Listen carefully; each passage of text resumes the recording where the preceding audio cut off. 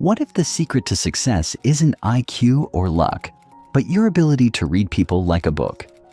This audiobook reveals the hidden art of social intelligence, the skill that shapes influence, connection, and power. Master it, and you'll never see the world the same again. Introduction. What if I told you the secret to unlocking every door in your personal and professional life isn't raw intelligence, charisma, or even luck, but something far more potent and shockingly underdeveloped? Imagine being able to walk into any room and instinctively know what everyone is feeling, who holds the power, and exactly what to say to spark connection, trust, and influence.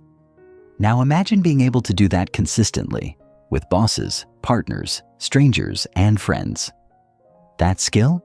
It's called social intelligence, and if you're not actively developing it, you're already falling behind. We live in a world saturated with information, but starving for connection.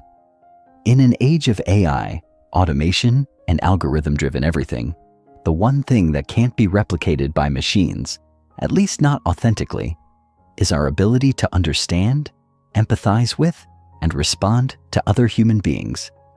And yet, most of us never learned how to truly read people, interpret subtle social cues, or navigate emotionally charged interactions without guesswork or anxiety.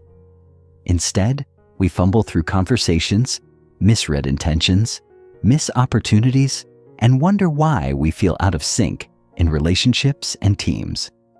The truth is, intelligence alone won't get you ahead. Emotional sensitivity is not enough. The real edge, the invisible currency of success, is social intelligence. Let's get one thing straight from the outset. Social intelligence is not the same as emotional intelligence. Emotional intelligence is about knowing your own emotions and managing them. It's personal, inward-focused. Social intelligence is something else entirely. It's external. It's about how you perceive, interpret, and respond to others. It's about recognizing the emotions and intentions behind people's words, their silences, their body language.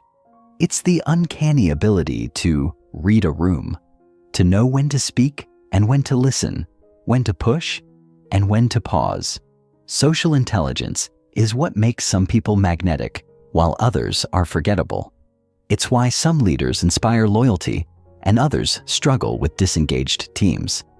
It's why some individuals build powerful networks effortlessly, while others remain invisible in the crowd. Here's the twist most people don't realize.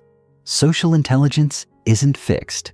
It's not a gift bestowed at birth to a lucky few. It's a skill. And like any skill, it can be learned, trained, and mastered. This book isn't about giving you surface-level tricks or vague, feel-good advice. It's a deep dive into the mechanics of social mastery, how to read people with precision, respond with confidence, and leave a lasting impression everywhere you go. You'll learn the unspoken rules that govern conversations, connection, and trust. You'll understand why you sometimes feel invisible, misunderstood, or drained in social situations, and how to turn that around.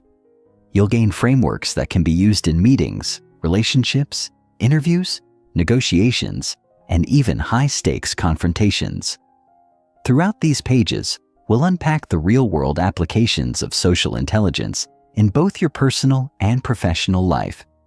You'll discover how to build instant rapport, how to navigate difficult personalities without losing your cool, how to decode hidden emotions behind facial expressions, and how to craft responses that disarm, engage, and empower. We'll dive into high-stakes scenarios, networking events, first dates, heated arguments, boardroom power plays, and break down what socially intelligent people do differently. Here's what's coming.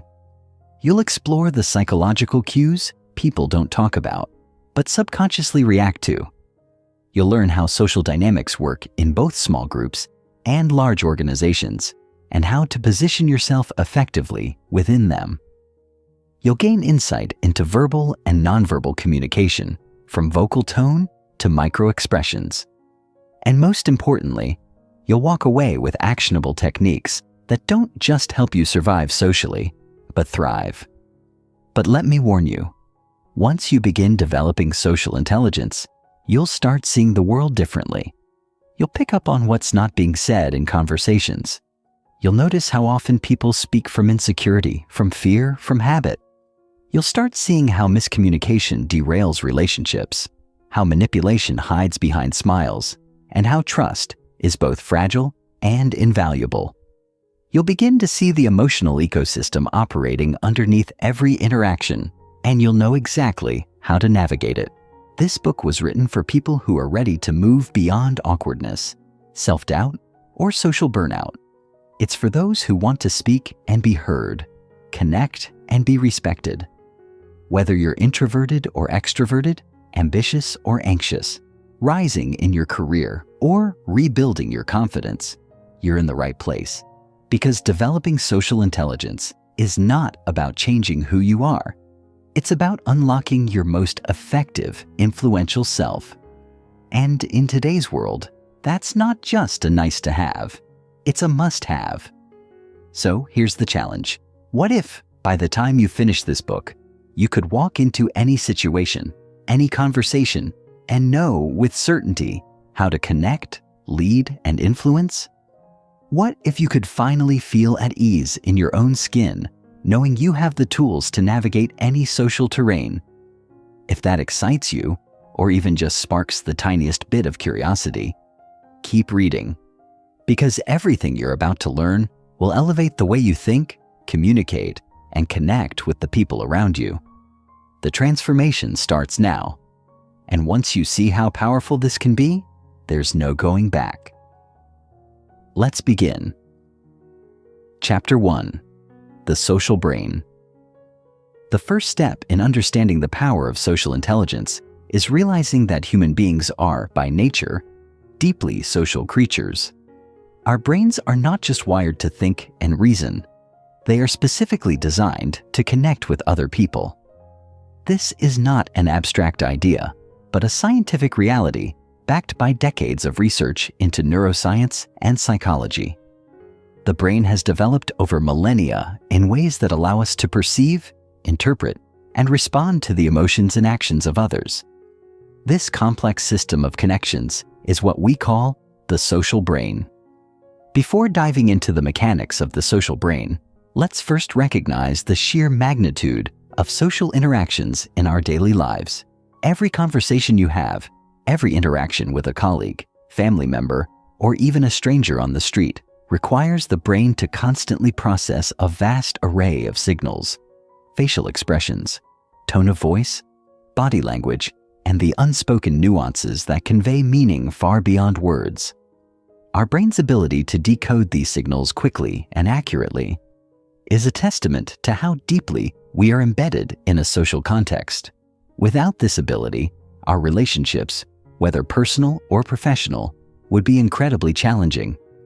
In this chapter, we will explore how our brain processes social information, how it allows us to connect with others, and how it shapes our understanding of the world and people around us.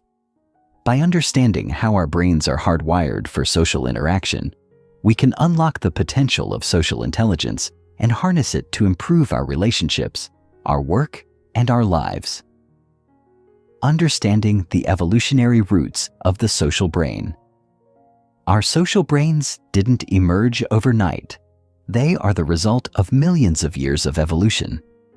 Early humans, like all social animals, needed to form strong bonds with others to survive. Whether in small tribes or larger communities, survival often depended on cooperation and mutual support. This drive for social connection became ingrained in the very structure of our brain. As a result, human beings evolved specialized neural systems that help us navigate the complex web of social interactions. The evolutionary foundation of the social brain can be traced to the development of certain areas of the brain, such as the prefrontal cortex, amygdala, and insula. These brain regions play key roles in processing emotions, reading facial expressions, and understanding social cues. The development of these brain areas helped early humans navigate their social environments, form alliances, and avoid threats. This evolutionary adaptation was crucial for survival, and it laid the foundation for the sophisticated social intelligence we possess today. One of the most fascinating aspects of the human brain is the presence of mirror neurons, which are specialized cells that allow us to empathize with others. When we observe someone performing an action or experiencing an emotion, these neurons fire in our brain as though we were doing the same thing. This enables us to feel what others feel and understand their emotions more deeply. Mirror neurons are a key component of empathy, and they form a vital part of our social brain.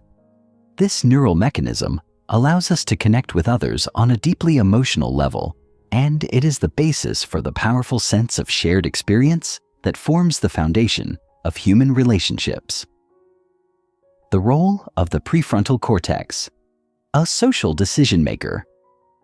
One of the most critical brain regions involved in social intelligence is the prefrontal cortex, PFC, the area at the front of the brain that is responsible for higher-level thinking, decision-making, and self-regulation. This area of the brain helps us make decisions based not only on logic, but also on social and emotional considerations. The PFC is what allows us to weigh social consequences, to choose behaviors that align with our values, and to regulate our impulses in social settings. When you meet someone new, the prefrontal cortex is at work. It's not just analyzing what that person is saying, but also interpreting their body language, facial expressions, and the tone of their voice. The PFC helps us assess the emotional context of a conversation and decide how to respond. This complex decision-making process often happens in split seconds, demonstrating just how deeply our brain is attuned to social interactions. Over time, these quick assessments become second nature, allowing us to navigate social situations with ease. The prefrontal cortex also plays a role in managing social relationships. It helps us maintain self-control in difficult social situations, whether it's restraining from saying something inappropriate or recognizing when to speak up in a group conversation. It helps us understand the emotional landscape of a situation and decide how best to engage with others. The prefrontal cortex's ability to process social information is what allows us to navigate the complexities of group dynamics, whether at work or in personal relationships. The amygdala, the emotional signal center. Another key player in the social brain is the amygdala, the brain's emotional alarm system. The amygdala is responsible for detecting threats in our environment and triggering the appropriate emotional response. This could be a feeling of fear when encountering danger or joy when seeing a loved one. But the amygdala's role extends beyond basic survival instincts. It also plays a significant role in social interactions. In social situations, the amygdala helps us process the emotional signals of others. When we see someone's facial expression, hear the tone of their voice, or observe their body language, the amygdala helps us interpret those signals and decide how to react. For example, if someone is smiling and speaking warmly, the amygdala signals that the person is approachable and friendly. Conversely, if someone is frowning or crossing their arms, the amygdala may alert us to potential hostility or discomfort. These rapid emotional responses are crucial for navigating social situations quickly and efficiently. Interestingly, the amygdala is also involved in the process of social learning. It helps us remember emotional experiences and associate them with certain people or situations. This learning process is essential for building social intelligence. Over time, as we have more social experiences, the amygdala helps us refine our ability to understand and respond to the emotions of others. This learning process allows us to adapt our social behaviors, becoming more attuned to the needs and feelings of those around us. The insula, a gateway to empathy. The insula, a region deep within the brain, plays a crucial role in empathy. It is responsible for processing bodily sensations and emotions, and it helps us feel the emotional states of others. The insula's role in empathy can be understood through its involvement in processing feelings like pain, disgust, and pleasure, emotions that we often experience when interacting with others. When we observe someone in distress or suffering, the insula activates, allowing us to feel a sense of shared emotion. This neural mechanism helps us empathize with others, forming the foundation of compassionate behavior. The insula is also involved in social decision-making, as it helps us assess the emotional consequences of our actions. It plays a role in moral decision-making, allowing us to consider how our behaviors affect the well-being of others. In this way, the insula is critical to our ability to connect with others on a deep emotional level. It enables us to recognize the emotional states of those around us and respond in ways that promote empathy and understanding. The insula's function is central to social intelligence, as it allows us to tune into the feelings of others and react appropriately. The brain's social architecture is incredibly complex, but it's also remarkably efficient. From the prefrontal cortex that guides our decision-making, to the amygdala that processes emotional signals, to the insula that allows us to empathize with others. Every part of the brain plays a role in how we understand and respond to the people around us. This chapter has only begun to scratch the surface of how the brain processes social information. In the next sections, we'll explore how these neural systems work together to shape our behavior in social situations. We'll also examine how social intelligence can be developed and refined, and how we can apply this knowledge to improve our relationships and success in both our personal and professional lives. Understanding the social brain is the first step in mastering social intelligence. By recognizing how our brains are wired for connection, we can begin to appreciate the power of empathy, communication, and emotional awareness in building meaningful relationships. In the chapters that follow, we'll continue to explore the nuances of social intelligence, equipping you with the tools you need to connect with others in ways that are authentic, empathetic, and effective. Chapter 2: The Nature of Empathy. Defining empathy and its role in human connection. Empathy is often referred to as the ability to understand and share the feelings of another person. But empathy is more than just feeling for someone else. It's a complex and dynamic process involving both emotional and cognitive components.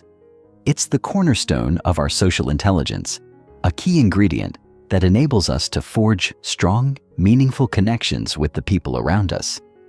In simple terms, empathy is what allows us to put ourselves in someone else's shoes, to feel what they're feeling, and to respond in a way that is supportive and compassionate. When someone shares their grief with us, empathy allows us to feel their sadness. When someone experiences joy, empathy allows us to celebrate with them. It is, in many ways, the thread that binds us to others, allowing us to relate to their emotions and experiences. However, empathy is not a one-size-fits-all concept. It comes in various forms, from the deep emotional resonance we feel when someone close to us is in pain to the more cognitive understanding of someone's emotions in a less personal context. While empathy can feel automatic, it is a skill, one that is shaped by both biology and experience. In this chapter, we will explore the multiple dimensions of empathy, how it works in the brain, and how it influences our social interactions. The emotional and cognitive components of empathy. Empathy is commonly divided into two components: emotional empathy and cognitive empathy. Emotional empathy refers to the capacity to directly feel another person's emotions. When someone else is sad, we might feel sadness as well. This form of empathy involves our ability to sense and resonate with the emotional states of others. It's what allows us to connect with someone who is grieving or anxious, as we can feel those emotions in our own bodies. Cognitive empathy, on the other hand, is the ability to understand what someone else is going through, even if we don't necessarily feel the same emotions. It's the ability to step back and recognize someone else's emotional state without becoming overwhelmed by it. Cognitive empathy allows us to empathize with someone even if we haven't experienced the same situation they're going through. For example, we may not have experienced a specific type of loss, but cognitive empathy enables us to understand how that loss might feel to someone else. Both forms of empathy are essential in social interactions. Emotional empathy enables us to bond with others on an emotional level, to offer comfort and support in moments of distress. Cognitive empathy, however, allows us to navigate social situations with greater understanding and perspective. By balancing both emotional and cognitive empathy, we can respond to others in ways that are not only compassionate, but also appropriate to the context. The neuroscience of empathy. Empathy is not just a social or emotional phenomenon. It has deep roots in the structure of the brain. At its core, empathy is a brain function, and understanding how the brain facilitates empathy can give us a deeper appreciation for its power in our social lives. The brain regions most involved in empathy include the anterior insula, the anterior cingulate cortex, and the mirror neuron system.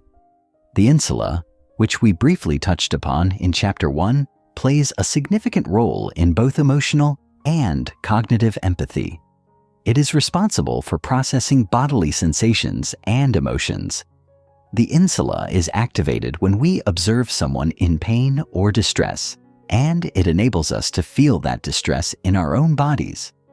It's as though the insula allows us to mirror another person's emotional state, which is why it's often referred to as the empathy center of the brain. The anterior cingulate cortex, ACC, also plays a crucial role in empathy, especially in terms of emotional regulation.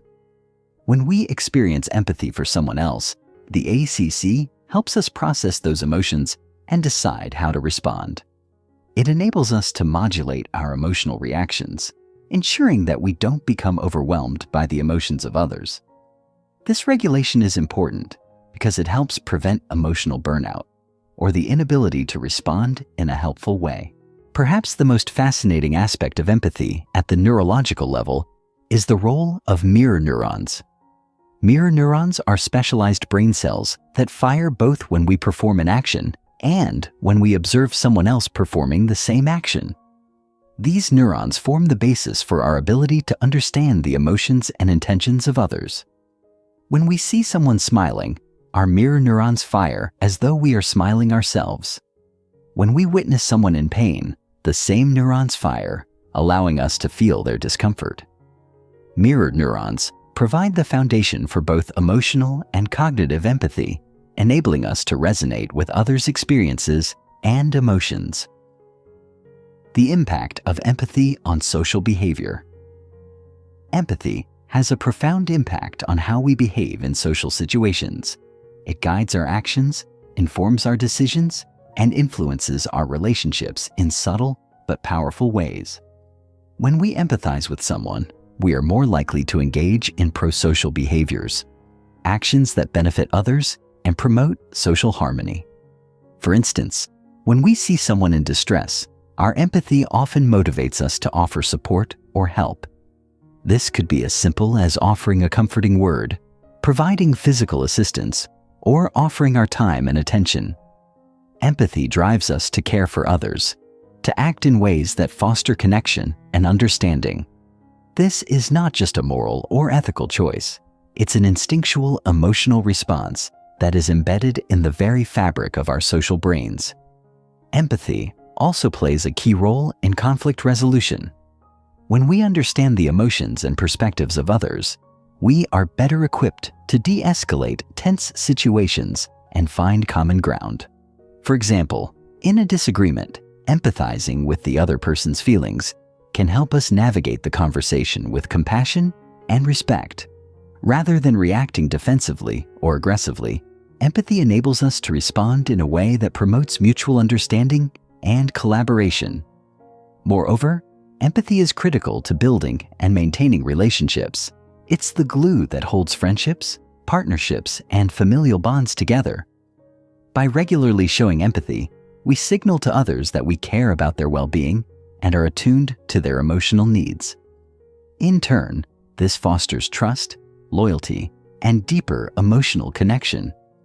Empathy allows us to be present with others in meaningful ways, helping us create stronger, more supportive relationships.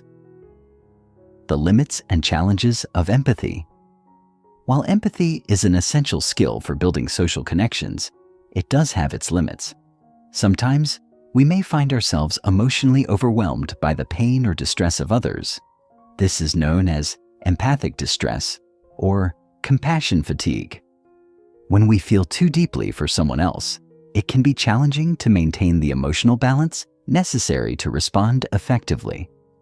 Empathy fatigue is particularly common among caregivers, social workers, and those in professions that require constant emotional engagement with others. Over time, this emotional exhaustion can lead to burnout and even a diminished capacity to empathize with others. It's important, therefore, to develop the ability to regulate our emotional responses and practice self-care. Another challenge is the potential for empathy gaps in certain social contexts. For instance, when we are interacting with people who have different backgrounds, experiences, or perspectives from our own, it can be difficult to fully empathize with their feelings or needs. Cultural differences, for example, can create barriers to empathy, as we may not fully understand or relate to the experiences of others. In such situations, cognitive empathy, understanding others' emotions from an intellectual standpoint, becomes especially valuable. By actively seeking to understand someone's perspective, even if we don't feel the same emotions, we can still engage empathetically. Cultivating and expanding empathy. Empathy, like any other skill, can be cultivated and strengthened over time. Developing empathy requires both practice and mindfulness. It's not something that just happens naturally. It's a conscious effort to tune into the emotions of others and respond with care and understanding. One way to cultivate empathy is through active listening. When we truly listen to others, without judgment or distraction, we create space for them to express their emotions and experiences. This deep listening helps us understand their feelings on a more profound level, which, in turn, strengthens our empathetic responses. Active listening involves not only hearing the words, but also paying attention to the tone of voice, body language, and emotional cues. It's about being present and fully engaged in the conversation. Another way to cultivate empathy is through perspective taking. This involves making a conscious effort to see the world through another person's eyes. It's about trying to understand their thoughts, feelings, and experiences, even if we don't share them. Perspective taking is a powerful tool for expanding our empathy, as it helps us understand people who are different from us, whether culturally, socially, or emotionally. Finally, practicing empathy involves self-reflection and self-awareness. By regularly reflecting on our own emotional responses and recognizing when we might be disconnected from others, we can become more attuned to the needs of those around us. Empathy is not just about understanding others. It's also about understanding ourselves and how our emotions influence our interactions. Empathy is at the core of social intelligence. It allows us to connect with others on a deep emotional level, fostering trust, compassion, and mutual understanding. Empathy enables us to respond appropriately to the emotions of others, promoting positive interactions and relationships. It drives pro-social behaviors, enhances communication, and helps us navigate complex social situations with sensitivity and insight. As we've seen in this chapter, empathy is a multifaceted skill that involves both emotional and cognitive components. It is supported by key brain regions like the insula, anterior cingulate cortex, and mirror neuron system. But while empathy is an innate capacity, it is also a skill that can be developed and refined over time. By cultivating empathy, we can enhance our social intelligence and create stronger, more meaningful connections with the people around us. Chapter 3. The Power of Nonverbal Communication. We all know the importance of words in communication, but research shows that up to 93% of communication is nonverbal. This includes facial expressions, body language, posture, tone of voice, and even subtle changes in our behavior that can convey powerful messages, often without us even being aware of it. Nonverbal communication is an essential element of how we understand and connect with others. It operates on a level far deeper than words, often revealing more about our feelings, intentions, and emotions than we may intend to express verbally. The human brain is highly tuned to pick up on these nonverbal signals. From the tilt of a head to the way a person stands, our brains are constantly processing a flood of nonverbal cues. Understanding these cues is critical for building strong relationships, both personally and professionally. As we delve into the intricacies of nonverbal communication, we will see how vital it is to our ability to navigate social interactions, foster empathy, and develop social intelligence. In this chapter, we'll explore the different types of nonverbal communication and the underlying psychological principles that govern them. By understanding how nonverbal communication works, we can learn to interpret others' emotions and intentions more accurately, while also being mindful of the signals we send to others. The basics of nonverbal communication. Nonverbal communication includes a wide array of signals and behaviors. Some of the most common forms of nonverbal communication include 1. Facial expressions.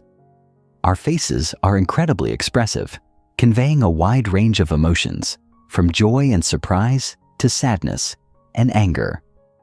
In fact, facial expressions are one of the most universally understood forms of nonverbal communication, transcending cultural boundaries. Research by psychologist Paul Ekman shows that people around the world are able to recognize basic emotions, such as happiness, anger, fear, sadness, surprise, and disgust, based on facial expressions alone. The key to understanding facial expressions is recognizing the subtle movements of the muscles around the eyes, mouth, and forehead. For example, a genuine smile, also known as a Duchenne smile, involves the activation of both the mouth and the eyes. On the other hand, a forced or fake smile typically only involves the mouth. Being able to recognize these subtle differences can enhance our ability to understand the emotional state of others. 2.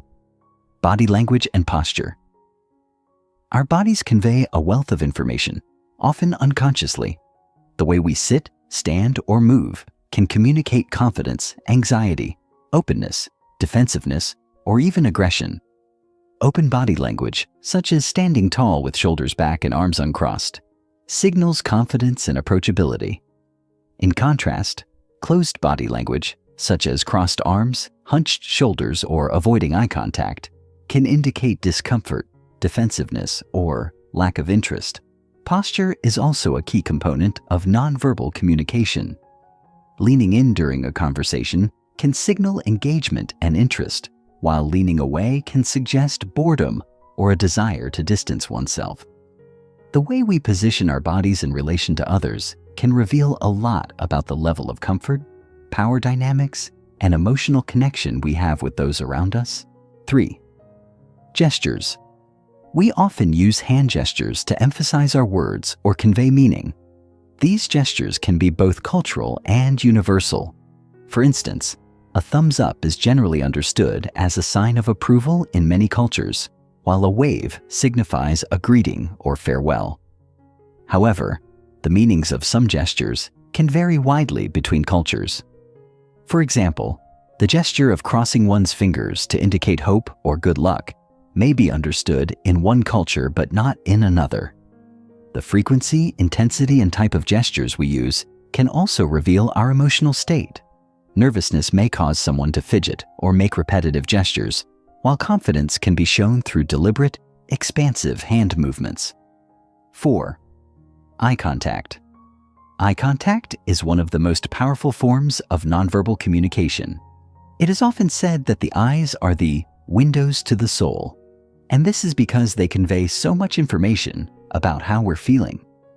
A prolonged gaze can communicate interest, affection, or even dominance, while avoiding eye contact may indicate shyness, dishonesty, or discomfort.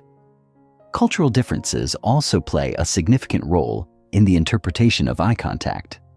In some cultures, maintaining eye contact is seen as a sign of respect and attentiveness, while in others, too much eye contact may be perceived as confrontational or rude.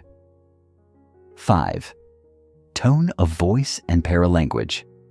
The way we say something can be just as important as what we say. Tone of voice, pitch, rate of speech, and volume all fall under the category of paralanguage, nonverbal elements of speech that convey emotional nuances. For example, speaking in a high-pitched, fast tone may indicate excitement or anxiety, while a slow, deep tone may suggest calmness or authority.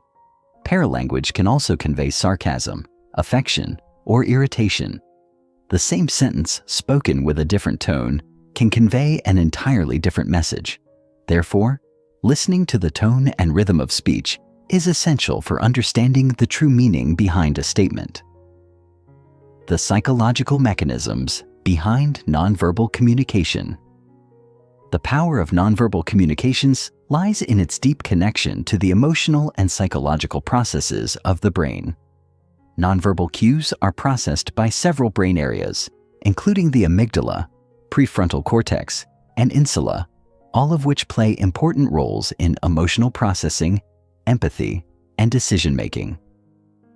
1. The amygdala and emotional response. The amygdala is responsible for processing emotions, particularly fear and threat detection.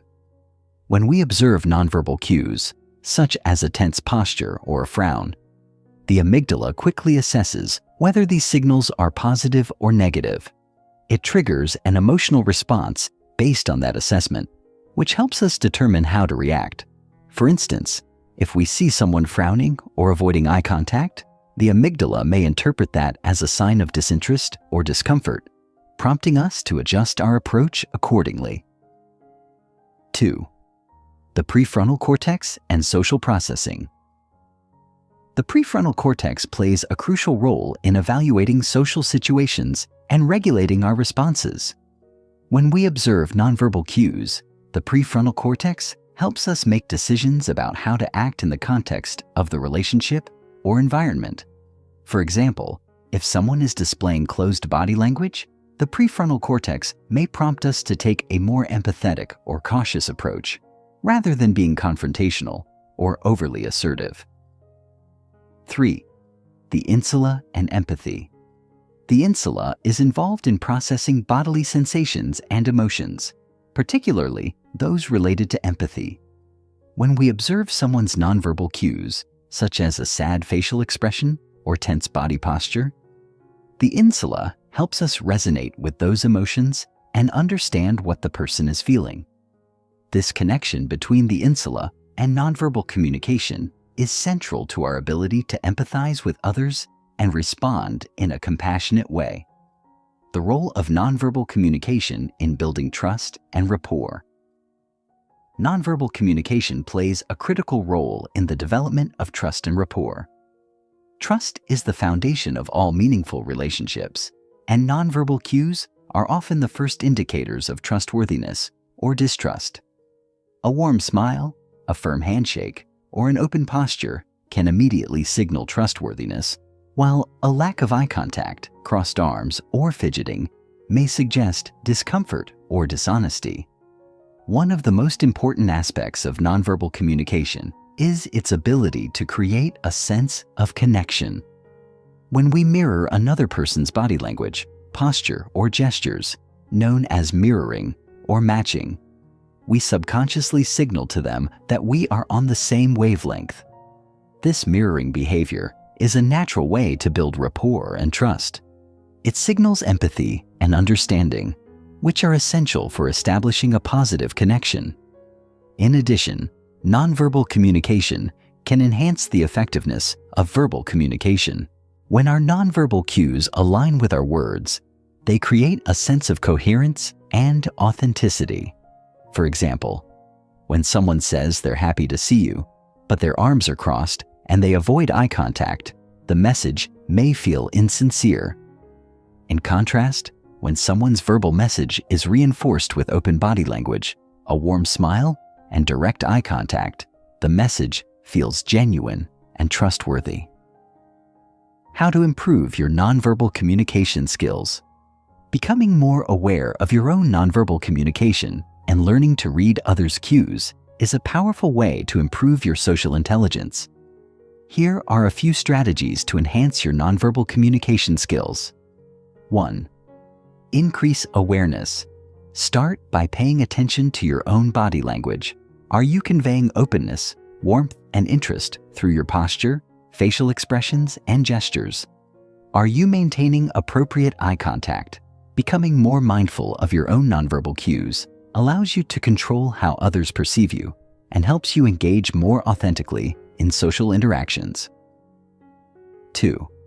Observe others. Pay attention to the nonverbal cues of the people around you. Notice their facial expressions, posture, and tone of voice. Try to interpret their emotions and intentions based on these cues. This will help you become more attuned to others' feelings, making it easier to respond empathetically. 3. Practice active listening. Nonverbal communication is not just about what you express, but also about what you perceive. Active listening involves not only hearing the words someone says, but also paying attention to their tone, body language, and facial expressions. By fully engaging in the conversation, you'll be able to respond more thoughtfully and empathetically. Nonverbal communication is an essential component of social intelligence. It allows us to convey emotions, establish trust, and connect with others on a deep level. By becoming more aware of our own nonverbal cues and learning to read the signals of others, we can enhance our ability to navigate social situations, build stronger relationships, and communicate more effectively. Chapter 4. Emotional intelligence and its role in social interactions. The concept of emotional intelligence, EQ, refers to the ability to recognize, understand, and manage our own emotions, as well as the ability to recognize, understand, and influence the emotions of others. Unlike intellectual intelligence, IQ, which primarily focuses on cognitive abilities and problem-solving skills, emotional intelligence emphasizes emotional awareness, empathy, and interpersonal skills. It is a concept that was popularized by psychologist Daniel Goleman in the mid-1990s and has since become recognized as a key factor in personal and professional success. Emotional intelligence is fundamental to effective communication and social interactions because it helps us navigate the complex web of emotions that underlie most human behavior. EQ affects how we perceive ourselves and others, how we react to situations, and how we relate to people on a deeper level. Emotional intelligence is composed of several core components that work together to enhance our social and emotional functioning. The first component of emotional intelligence is self-awareness. Self-awareness is the ability to recognize and understand our own emotions, as well as their impact on our thoughts and behaviors. When we are self-aware, we can accurately assess how we are feeling and why we feel that way, which allows us to respond more thoughtfully to situations and interactions. Self-awareness also enables us to identify our strengths and weaknesses, helping us make better decisions and take more appropriate actions in both personal and professional settings. The second component is self-regulation, which refers to the ability to control and manage our emotions, especially in stressful or challenging situations. Self-regulation is essential for maintaining emotional balance and composure when faced with conflict, frustration, or other difficult emotions. People with high emotional intelligence are skilled at managing their impulses, remaining calm under pressure, and making thoughtful, deliberate decisions, rather than reacting impulsively to their emotions.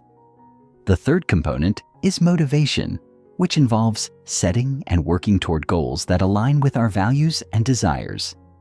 Emotionally intelligent individuals are generally more motivated, resilient, and committed to their objectives, as they have the emotional awareness and self-regulation skills to persevere in the face of obstacles. They are also more likely to maintain a positive attitude and exhibit a strong sense of drive, even during difficult times. The fourth component is empathy, which is the ability to understand and share the feelings of others. Empathy is crucial for building strong relationships, as it allows us to connect with others on an emotional level, offering support and understanding when they need it most.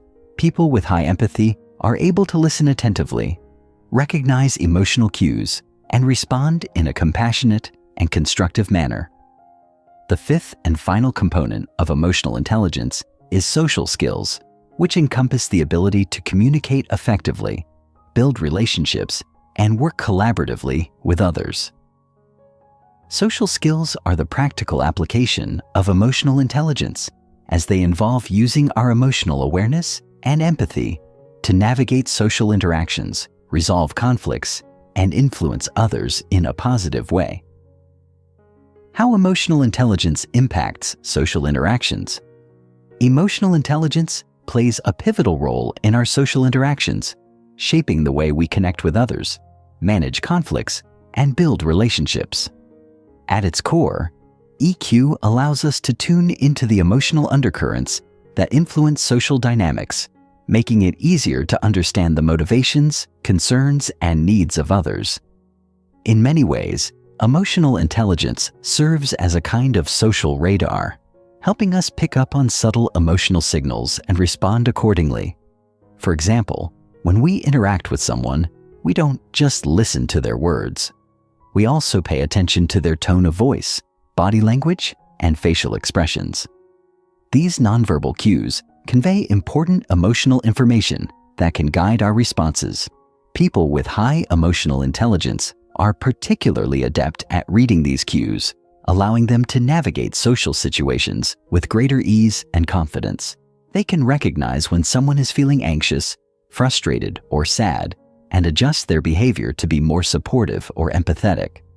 In contrast, individuals with low emotional intelligence may struggle to pick up on these emotional signals, leading to misunderstandings or awkward interactions. One of the key ways that emotional intelligence enhances social interactions is through the development of empathy. Empathy is the ability to put ourselves in someone else's shoes and truly understand their emotional experience. It goes beyond sympathy, which involves feeling pity or sorrow for someone. Empathy involves connecting with their feelings and sharing in their emotional journey. Empathy is a fundamental aspect of emotional intelligence because it allows us to build rapport, establish trust, and deepen our relationships with others. When we show empathy, we create a sense of emotional safety and understanding, which encourages others to open up and engage with us. This is particularly important in both personal and professional relationships, where trust and communication are essential for success. People who are empathetic tend to be better listeners, more considerate in their responses, and more attuned to the needs of others. They are also more likely to engage in prosocial behaviors, such as offering support or assistance, which strengthens social bonds and fosters cooperation. Emotional intelligence also plays a critical role in conflict resolution. In any social interaction, disagreements and conflicts are inevitable. However, the way we handle these conflicts can make a significant difference in the outcome. People with high emotional intelligence are generally more skilled at managing conflict because they can regulate their emotions and approach the situation with a calm, measured mindset. Rather than reacting impulsively or aggressively, they take the time to understand the perspectives of all parties involved and seek a constructive resolution. They are able to de-escalate tense situations, facilitate productive conversations, and find common ground, even when emotions are running high. In contrast, individuals with low emotional intelligence may become defensive, argumentative, or dismissive during conflicts, which can lead to further tension and damage to the relationship. By understanding and managing our emotions, we are better equipped to navigate disagreements in a way that promotes collaboration and mutual respect. Furthermore, Emotional intelligence is crucial for building and maintaining positive relationships, both personally and professionally. Relationships are built on trust, communication, and mutual respect, and emotional intelligence enhances all of these components. When we are emotionally intelligent, we are more likely to communicate effectively, show empathy, and handle conflicts constructively, all of which contribute to stronger, more resilient relationships. In a professional context, emotional intelligence is particularly valuable as it helps individuals collaborate more effectively, lead teams with greater skill, and navigate complex social dynamics in the workplace. Leaders with high emotional intelligence are more likely to inspire loyalty, motivate their teams, and create a positive work environment. They are also better at managing stress and staying focused under pressure, which allows them to make better decisions and lead by example. Emotional intelligence is also important for networking and building connections, as it enables individuals to connect with others on a personal level and build rapport quickly. The benefits of emotional intelligence. The benefits of emotional intelligence are vast and far-reaching. Research has shown that individuals with high emotional intelligence tend to experience greater success in both their personal and professional lives. They are more likely to have fulfilling relationships, higher levels of job satisfaction, and better overall mental health. This is because emotional intelligence allows us to better manage our emotions, navigate social situations, and build stronger, more supportive relationships. People with high EQ are also more likely to be resilient in the face of adversity, as they are able to regulate their emotional responses to stress and maintain a positive outlook. This resilience is particularly important in today's fast-paced, often unpredictable world, where change and uncertainty are constants.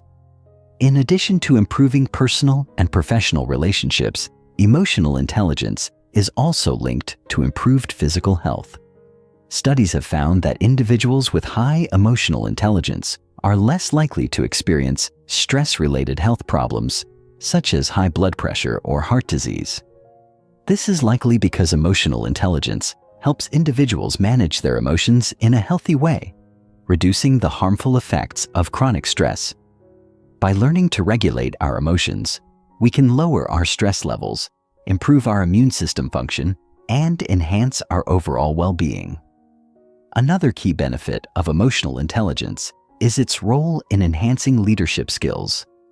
Leaders with high emotional intelligence are better equipped to inspire and motivate their teams, resolve conflicts, and foster a positive work culture. They are also more adept at understanding the emotional needs of their employees and providing the support and guidance necessary for success. Research has shown that emotionally intelligent leaders are more likely to earn the trust and respect of their employees, which leads to higher levels of engagement, productivity, and job satisfaction. Additionally, emotional intelligence helps leaders navigate the complexities of decision-making, as it enables them to consider the emotional impact of their choices on others. How to develop emotional intelligence.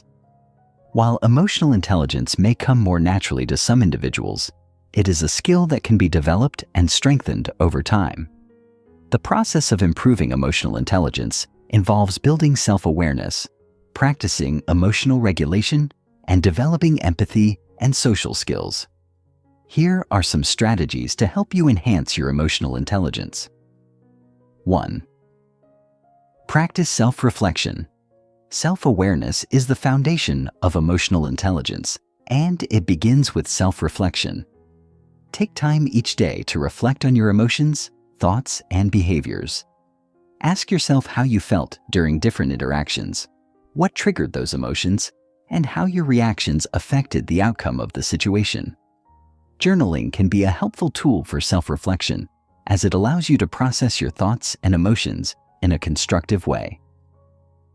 2. Regulate your emotions. Emotional regulation is a skill that can be developed through mindfulness and relaxation techniques. Practice techniques such as deep breathing, meditation, or progressive muscle relaxation to help you stay calm and focused in stressful situations. By learning to manage your emotions, you can reduce impulsive reactions and respond more thoughtfully to challenges. 3. Develop empathy. Empathy is a key component of emotional intelligence, and it can be cultivated through active listening and perspective taking.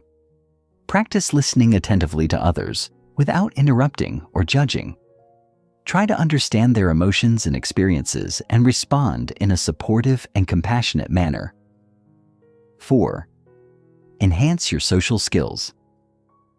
Social skills are the practical application of emotional intelligence. To improve your social skills, focus on building rapport, resolving conflicts constructively, and communicating effectively. Practice being open, approachable, and assertive in your interactions with others. Emotional intelligence is a powerful tool that can transform the way we interact with others, manage our emotions, and navigate social situations. By developing our emotional intelligence, we can build stronger relationships, handle conflicts more effectively, and become more successful in both our personal and professional lives. EQ is not just about being aware of our emotions. It's about understanding the emotions of others, regulating our own emotional responses, and using this awareness to create positive, meaningful connections. As we continue to enhance our emotional intelligence, we unlock the potential to foster deeper relationships, improve our communication, and become more empathetic, compassionate individuals. Chapter 5. Mastering the Art of Communication. Understanding the importance of effective communication. Communication is often described as the backbone of all human relationships, whether personal or professional. It is the primary tool we use to express ourselves, connect with others, and navigate the complex web of emotions, ideas, and intentions that underpin our interactions. While many people may assume that communication is as simple as speaking and listening, it is far more nuanced than that. True communication involves the ability to convey ideas, emotions, and intentions clearly and effectively, while also being able to understand and respond to the messages others are sending. In fact, effective communication is a key determinant of success in nearly every aspect of life, whether it's fostering strong relationships, advancing in a career, or resolving conflicts. Without effective communication, misunderstandings, frustration, and isolation are likely to occur, often resulting in unnecessary conflict or disconnection. By mastering the art of communication, we can build better relationships, collaborate more efficiently, and navigate the challenges of daily life with greater ease. At its core, communication is a two-way process. It involves not only the transmission of information, but also the reception and interpretation of that information. The message being communicated can be verbal or nonverbal, and both forms play a crucial role in shaping the effectiveness of the communication. Verbal communication, which involves the use of words, is often the first thing we think of when we consider communication. However, research has shown that a significant portion of communication is nonverbal. Some estimates suggest that as much as 93% of communication is conveyed through nonverbal cues, including body language, facial expressions, tone of voice, and gestures. This means that even when we are not speaking, we are still sending powerful messages to those around us. It is essential to be aware of both verbal and nonverbal elements of communication as they work together to convey meaning and influence the impact of our messages. When both are in alignment, communication is more likely to be effective and engaging. But when they are mismatched, confusion and misinterpretation can occur. Effective communication also requires a level of emotional intelligence. Being emotionally aware of ourselves and others allows us to choose our words carefully, respond empathetically, and engage in active listening. This requires us to be fully present during conversations, not just passively receiving information, but also engaging with it. It is important to remember that communication is not a one-way street. It is a dynamic interaction where both parties are involved in the exchange. Active listening is a critical component of effective communication. It goes beyond hearing words to fully understanding and processing the message being delivered. This involves paying attention to the speaker's tone, body language, and emotional state, while also remaining open to their perspective. When we listen actively, we show that we value the other person's thoughts and feelings, which helps to build trust and rapport. Conversely, when we fail to listen attentively or are distracted during conversations, it can cause frustration, alienation, and a breakdown in communication. The elements of communication: words, tone, and body language. The elements of communication are multifaceted, and each component plays a crucial role in how messages are received and understood. Let's begin by looking at verbal communication, which involves the use of words to convey meaning. The choice of words is essential in shaping how a message is perceived. Words carry both denotative, literal meanings, and connotative, emotional or subjective meanings, and understanding the nuances of language is key to ensuring effective communication. For instance, the way we phrase something can influence whether it is interpreted as a positive or negative message. A simple phrase like, "I understand," can carry different meanings depending on the context, tone, and relationship between the people involved. The words we use can either enhance or undermine the message we are trying to communicate, so it is crucial to be mindful of our language choices. Tone of voice is another vital element of communication that can greatly impact the meaning of our words.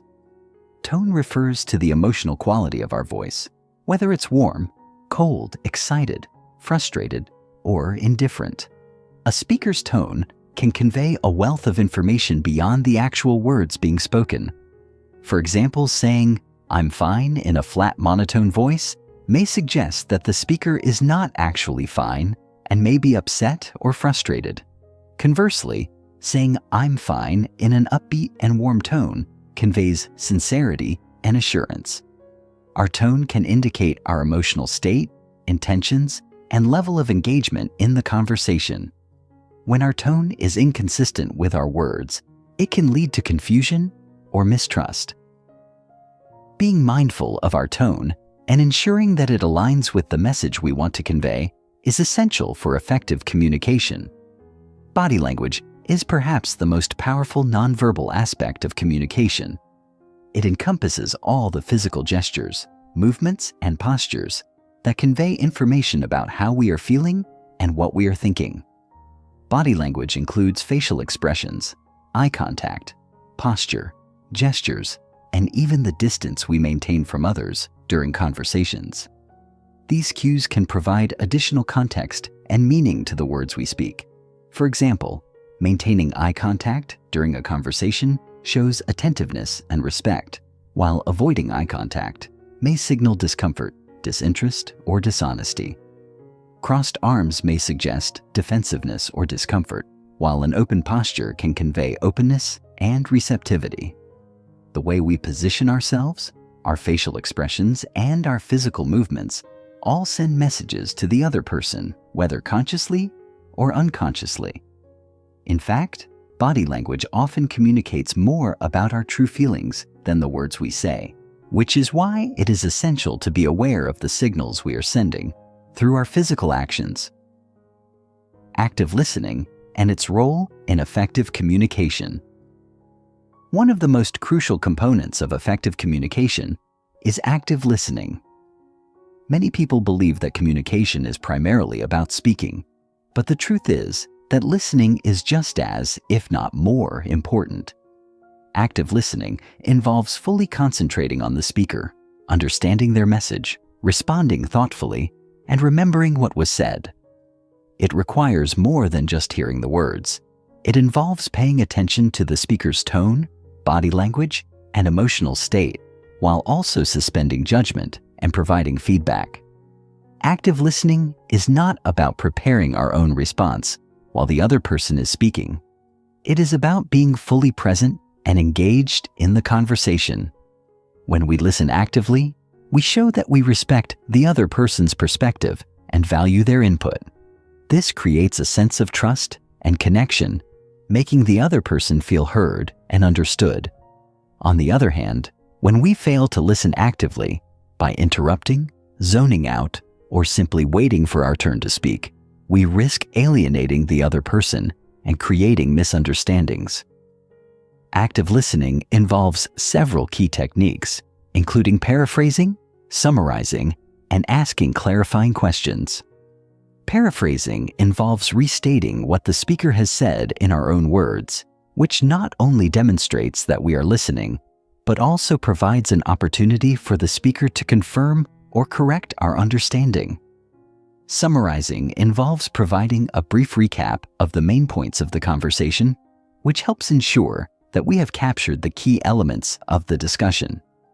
Asking clarifying questions is another important technique, as it shows that we are engaged and eager to understand the speaker's message more fully. By practicing these techniques, we can enhance our ability to listen actively and improve the overall quality of our communication. Nonverbal communication, the silent language of interaction. As previously mentioned, nonverbal communication plays a significant role in the way we convey messages and interpret others' behavior. Nonverbal cues, such as facial expressions, gestures, posture, and eye contact, often communicate more than words themselves. These cues can provide insight into a person's emotions, intentions, and attitudes, sometimes revealing more about what they are thinking or feeling than their spoken words. In fact, research suggests that up to 93% of communication is nonverbal, with 55% of communication coming from body language, 38% from tone of voice, and only 7% from the actual words used. Given the powerful influence of nonverbal communication, it is essential to pay attention to these cues, both in ourselves and in others. One of the most important aspects of nonverbal communication is body language, which can convey a range of emotions and attitudes. For example, crossed arms may indicate defensiveness or resistance, while an open posture suggests openness and receptivity. Similarly, a warm, genuine smile can convey friendliness and approachability, while a frown or scowl may indicate displeasure or anger. Eye contact is another crucial component of nonverbal communication.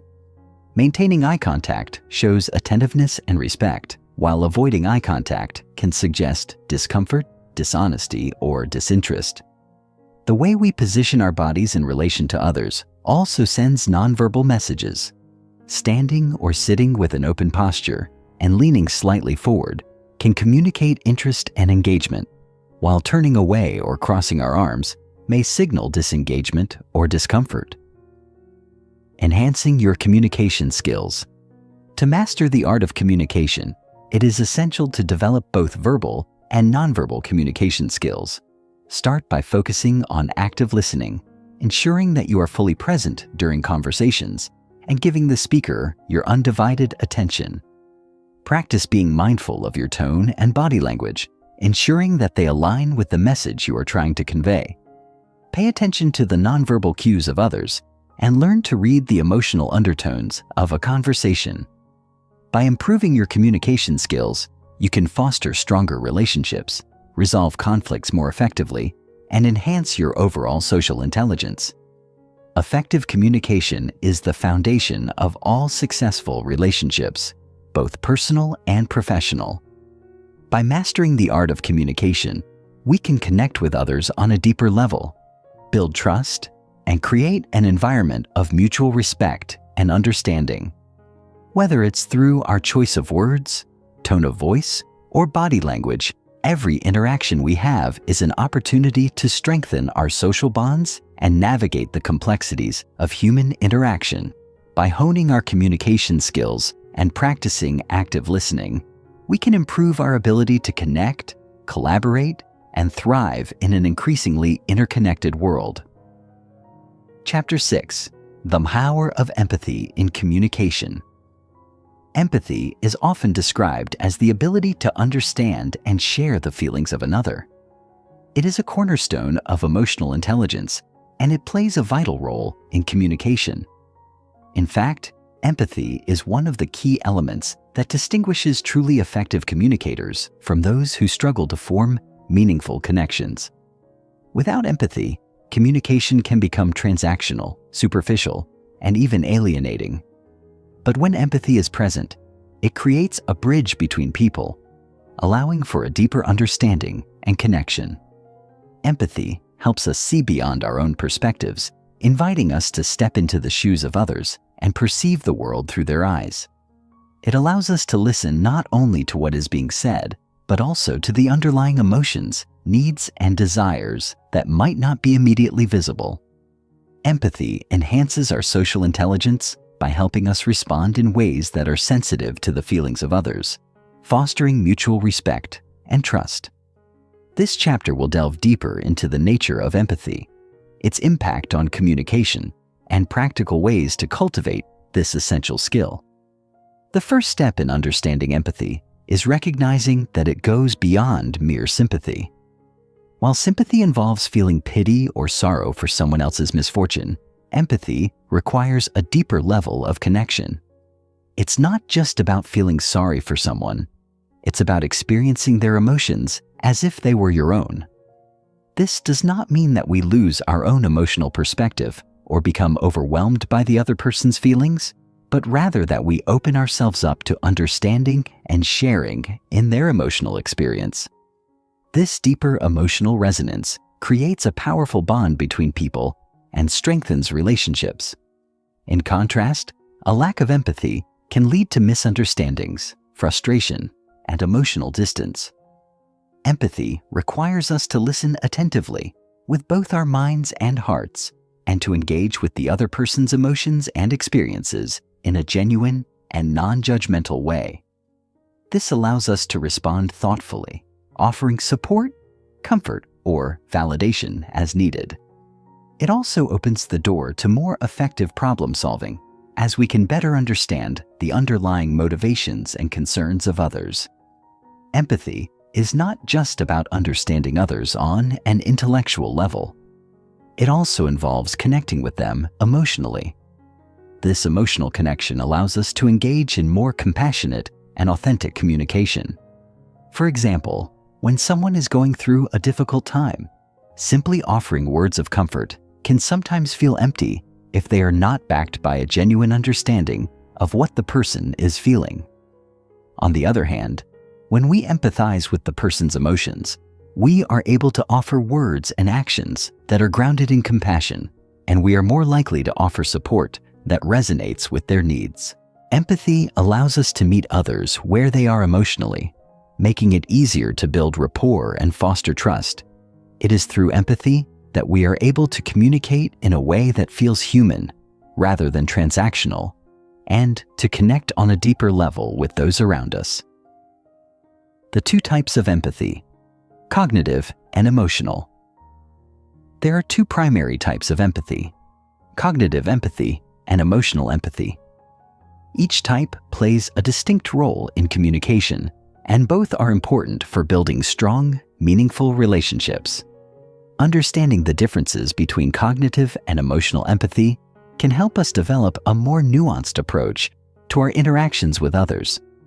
Cognitive empathy is the ability to understand another person's perspective or point of view. It involves recognizing and grasping the thoughts, beliefs, and intentions of others. In other words, cognitive empathy allows us to put ourselves in someone else's shoes intellectually, understanding their reasoning and worldview. This type of empathy is particularly useful in situations that require problem solving, conflict resolution, or negotiation. For example, when a colleague presents a differing opinion, cognitive empathy enables us to understand their argument and the reasons behind it, even if we don't agree. This understanding allows us to engage in a more productive and respectful discussion, rather than resorting to defensiveness or aggression. Cognitive empathy is also crucial in professional environments, where it helps us work collaboratively with diverse teams, communicate effectively with clients, and navigate the complexities of social dynamics. It allows us to engage with others' ideas and perspectives without judgment, making it easier to find common ground and build consensus. On the other hand, emotional empathy involves feeling what another person is feeling.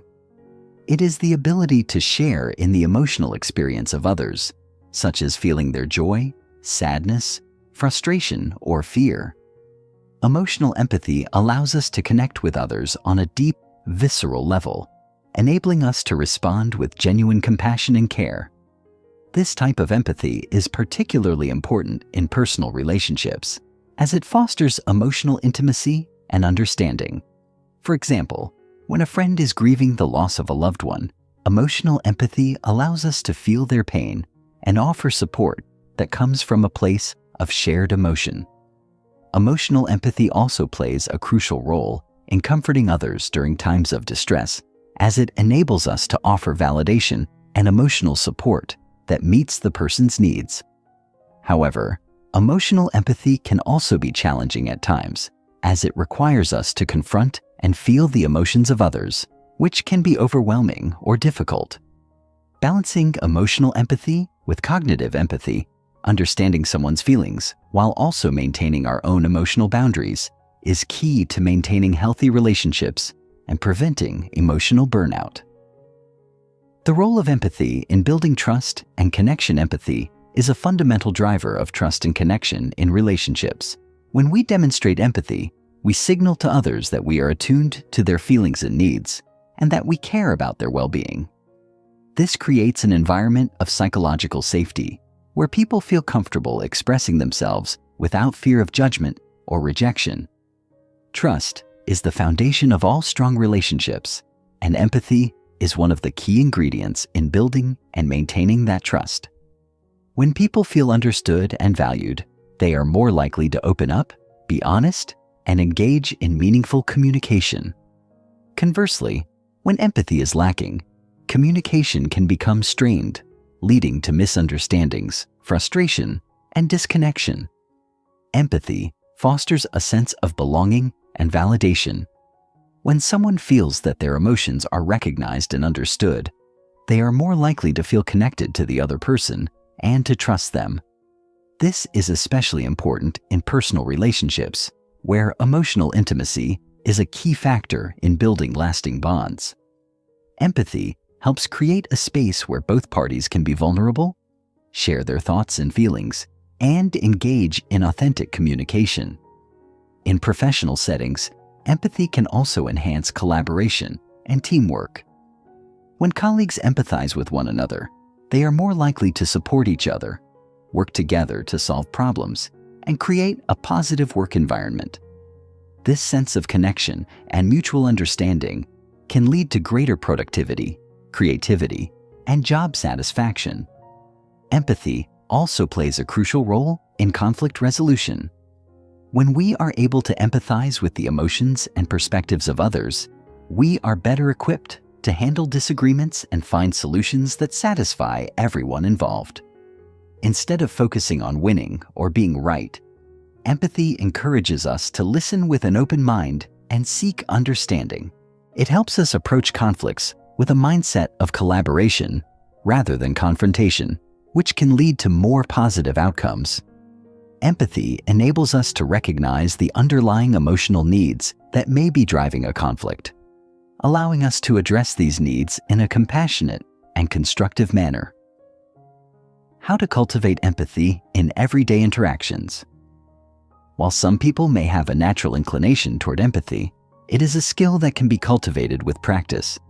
Developing greater empathy requires us to be intentional about how we engage with others and to prioritize understanding their feelings and perspectives. The following are several practical strategies for cultivating empathy in everyday interactions. 1. Practice active listening. One of the most effective ways to demonstrate empathy is by listening actively. Active listening involves fully engaging with the speaker, paying attention to their words, tone, and body language. It also requires us to suspend judgment and refrain from interrupting or offering unsolicited advice. By listening attentively, we show that we value the other person's thoughts and feelings which fosters a sense of connection and trust. 2. Put yourself in others' shoes. Empathy requires us to step outside of our own perspective and consider the experiences and emotions of others. When engaging with someone, try to imagine what it would be like to walk in their shoes. What might they be feeling, thinking, or experiencing? This exercise helps us develop a deeper understanding of their point of view and allows us to respond with greater compassion. 3. Validate others' emotions. Sometimes, the most powerful way to demonstrate empathy is by simply acknowledging and validating another person's emotions.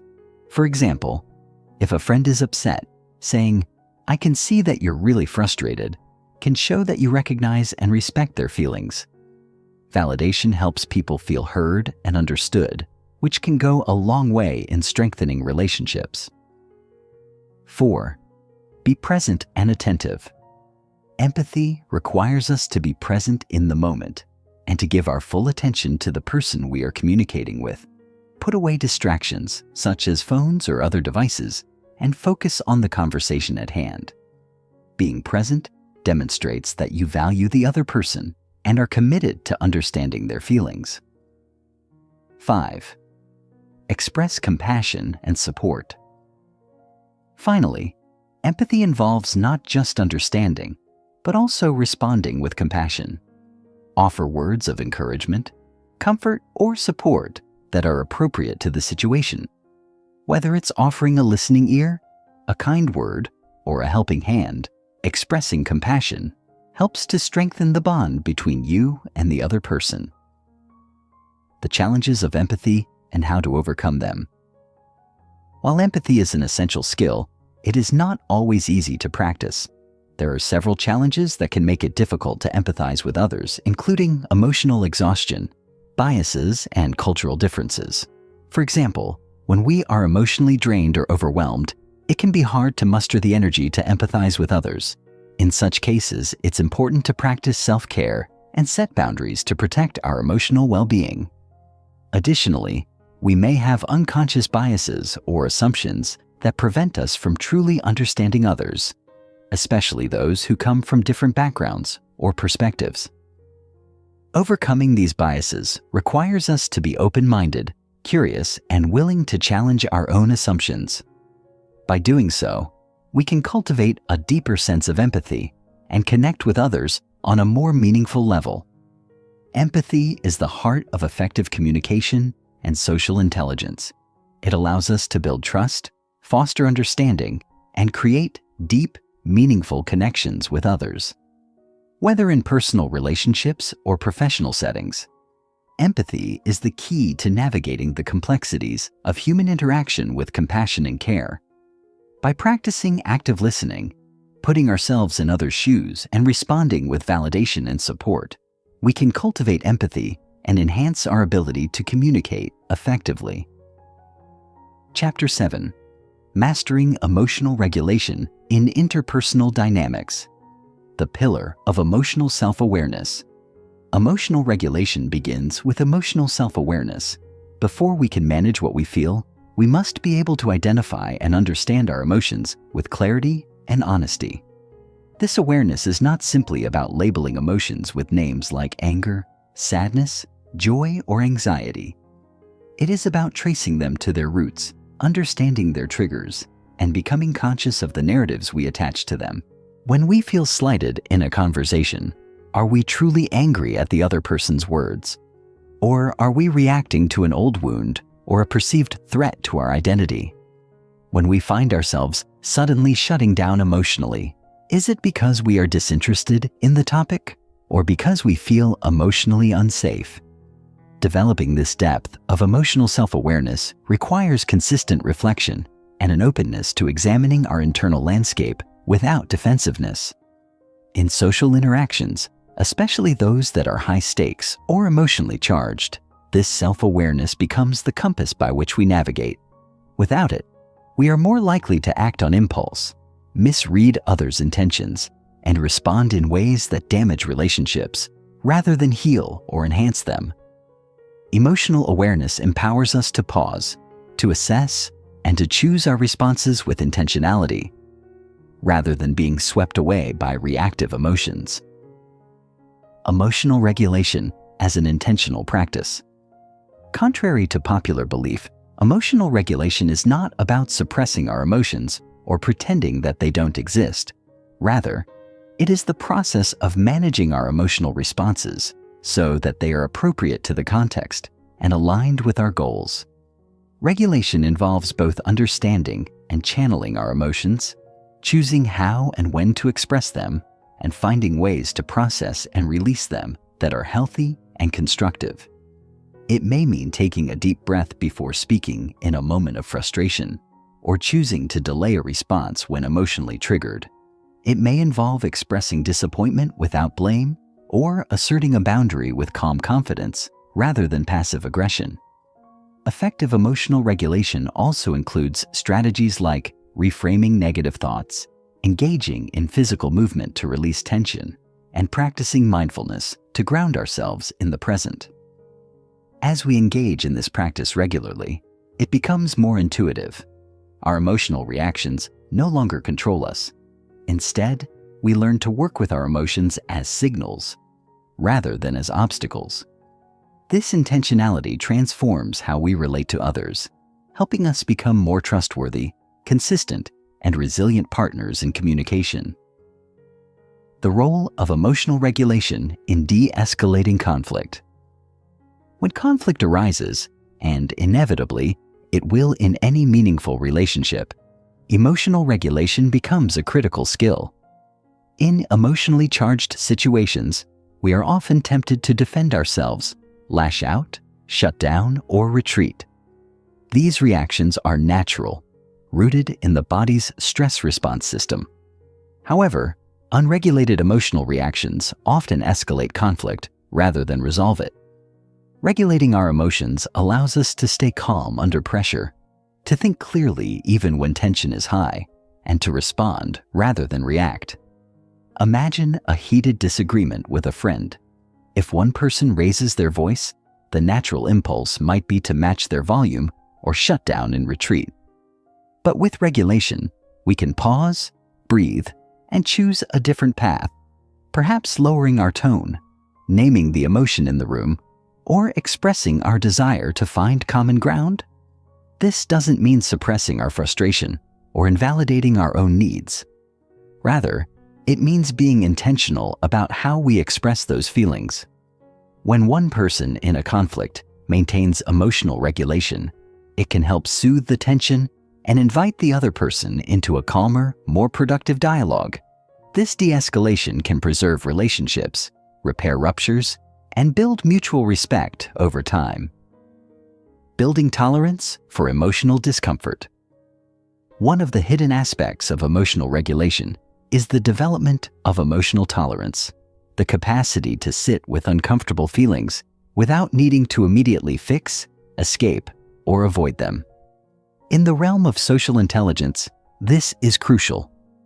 Interpersonal situations often evoke discomfort, the awkwardness of confrontation, the vulnerability of asking for what we need, the uncertainty of being misunderstood, or the sadness of witnessing someone else's pain.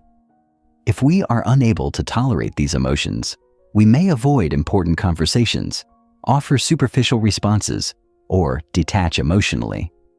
Emotional tolerance allows us to stay present with discomfort long enough to move through it rather than around it. For example, if a team member criticizes our work in a meeting, the initial wave of embarrassment or defensiveness may be strong. But with emotional tolerance, we can sit with that discomfort, remind ourselves that it is temporary, and respond in a way that keeps the relationship intact, perhaps by thanking them for the feedback and expressing our willingness to improve. Over time, as we build this tolerance, we become less afraid of difficult emotions and more adept at navigating them with grace. This expands our emotional resilience and makes us more grounded, mature communicators. Regulating emotions to enhance empathic presence. Regulating our emotions is not only about managing our own inner experience, It also has a profound impact on how present and attuned we can be to others. When our internal emotional world is chaotic or overwhelming, it's difficult to fully engage with another person's reality. Emotional regulation creates internal space for listening, for curiosity, and for empathy. For example, if we enter a conversation anxious and self-absorbed, we may miss subtle cues that indicate the other person is upset or struggling. We may interpret their responses through the lens of our own stress rather than hearing them accurately. But when we are calm, regulated, and grounded, we can be fully present. We can attune ourselves to the rhythms of another person's speech, the shifts in their tone, the emotions behind their words. This presence is a gift. It tells the other person, "I see you. I'm here with you. I care." In this way, regulation becomes the bedrock of empathy and connection. Without it, we may react from projection or defensiveness. With it, we respond from understanding and care, navigating power dynamics through emotional control. Emotional regulation becomes even more important in situations involving power dynamics, whether in leadership, mentoring, parenting, or negotiations. When we hold a position of authority, our emotional responses carry greater weight. A manager who snaps at an employee in frustration can shatter morale for days. A parent who explodes in anger may cause deep emotional wounds. Conversely, when leaders regulate their emotions, they model maturity and self-control, creating a culture of respect and psychological safety. Emotional regulation in these contexts includes the capacity to remain steady in the face of provocation, to offer feedback without shaming, and to lead with calm clarity during crises. It also means managing one's own insecurities, ego, and fears so they don't bleed into communication. In negotiations, regulation helps maintain strategic thinking and emotional detachment. It enables us to advocate for our needs without aggression and to listen actively even when the stakes are high. Navigating power responsibly requires us to be deeply aware of our emotional impact and to regulate in a way that fosters equity, dignity, and trust. Training the brain for emotional regulation. The good news is that emotional regulation is a trainable skill. The brain's neuroplasticity means that, with consistent practice, we can rewire our responses and build new emotional habits. Techniques such as mindfulness meditation, journaling, deep breathing, and body-based awareness practices are powerful tools for cultivating regulation. Mindfulness, for example, trains us to observe our thoughts and emotions without judgment, which weakens their grip on us. Journaling allows us to process emotions through reflection and insight. Deep breathing activates the parasympathetic nervous system, calming the body's stress response and restoring a sense of safety. Over time, these practices strengthen the prefrontal cortex, the part of the brain responsible for impulse control, decision-making, and emotional modulation, and quiet the amygdala, which governs fear and reactivity. With regular practice, we become less reactive, more centered, and more capable of maintaining emotional equilibrium in the face of stress. This neurological resilience directly enhances our social intelligence, allowing us to stay present, composed, and effective in our interactions. Real-world applications of emotional regulation. Let's consider how these principles of emotional regulation apply in everyday scenarios. In romantic relationships, moments of misunderstanding can easily spiral into conflict if both partners are emotionally reactive. But if even one person can pause, take a breath, and express their feelings calmly and vulnerably, the dynamic often shifts dramatically. "I feel hurt when you cancel plans without letting me know" is vastly more effective than "you never respect my time." In the workplace, a leader who receives negative feedback might feel defensive, but if they can regulate that response, they might say, "I appreciate you being honest. I'd like to understand more." In family settings, a parent confronted with a teenager's anger might initially feel triggered, but with regulation, they can respond with curiosity. It seems like something's really bothering you. Want to talk about it? These everyday examples illustrate that regulation doesn't remove emotion. It allows emotion to be expressed in ways that invite connection, clarity, and healing. In every context, our ability to manage our internal emotional state determines the quality of our communication and the strength of our relationships. The long-term rewards of emotional mastery. Mastering emotional regulation offers rewards that extend far beyond any single conversation. It reshapes the way we experience ourselves and others. With regulation, we become less beholden to emotional turbulence and more anchored in our values. We respond to life with greater composure, wisdom, and compassion. Relationships become less reactive and more responsive, less fraught with drama, and more rooted in mutual understanding. We begin to trust ourselves more deeply, knowing that even when emotions arise, we can handle them with integrity and care.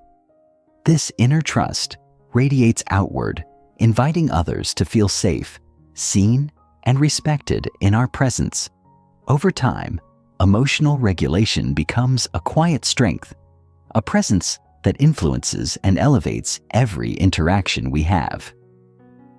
Chapter 8: Decoding the Unspoken, Mastering Nonverbal Communication. The language beneath words. Understanding body language as emotional context. In every conversation, there exists an invisible dialogue running beneath the words, one that often communicates more honestly, instinctively, and powerfully than anything that is spoken aloud. Body language, the core of nonverbal communication, is the subtle symphony of movement, expression, posture, and orientation that frames and colors our interactions. The way a person holds their shoulders during a discussion can speak volumes about their confidence or anxiety. A glance can express warmth or contempt, while a slight pullback of the head may signal doubt, disapproval, or discomfort, even if the accompanying words suggest agreement. The fascinating thing about body language is that it operates both involuntarily and habitually, revealing our subconscious emotional states to attentive observers. People often try to manage their spoken words, but far fewer succeed in fully controlling their nonverbal signals. This makes body language a powerful tool for anyone seeking to deepen their social intelligence. However, the key lies not in memorizing mechanical interpretations, such as assuming a person is lying because they look up to the left, but in learning to observe holistically. True mastery of body language means contextualizing gestures within the broader emotional environment of the conversation and understanding that each person expresses themselves differently. A friend's habit of biting their lip when nervous is not the same as another person's tendency to fidget when bored. Instead of imposing pre-constructed meanings onto these behaviors, socially intelligent individuals begin by noticing patterns and asking inward questions. Is this normal for this person? Has something changed in their demeanor? Are their words aligned with what their body is saying? In doing so, we shift from trying to read people like textbooks to engaging them as complex living narratives. When we pay close attention to facial expressions, posture shifts, breathing patterns, and proximity, we gain access to the subtle emotional truths that might never be articulated in speech, but which are essential to mutual understanding, connection, and trust. The art of attunement, mirroring, empathy, and presence in nonverbal exchange. While recognizing others' body language is important, the deeper art of nonverbal communication lies in attunement, the ability to emotionally and physically sync with others in a way that fosters connection and resonance. This kind of attunement is not merely about copying someone's posture or parroting their tone. It involves tapping into the emotional current of a conversation, allowing one's body, face, and energy to reflect an authentic sense of presence. When we are attuned to someone, we subtly mirror their expressions, match their tone, and adapt our gestures to align with theirs. This mirroring creates a neurological feedback loop called limbic resonance, in which both parties begin to feel more emotionally safe, understood, and connected. For example, when someone is grieving and speaks in a soft, trembling voice, attunement means lowering your own voice, softening your expression, and creating a space that honors their pain without needing to fill the silence with solutions. In tense negotiations, attunement may mean adopting a neutral but engaged body posture, leaning in slightly, nodding slowly, holding eye contact without staring, signaling to the other person that you're fully present and open to dialogue. It's important to note that effective attunement requires genuine empathy, not manipulation. Attempts to use body language techniques to influence others without emotional sincerity are quickly perceived as inauthentic and even threatening. People have a keen instinct for incongruence, and nothing undermines trust faster than when someone's words and demeanor feel out of sync. On the other hand, when attunement is authentic, it creates an almost magnetic effect. The person we're with feels seen, heard, and valued, not just for what they're saying, but for how they're feeling.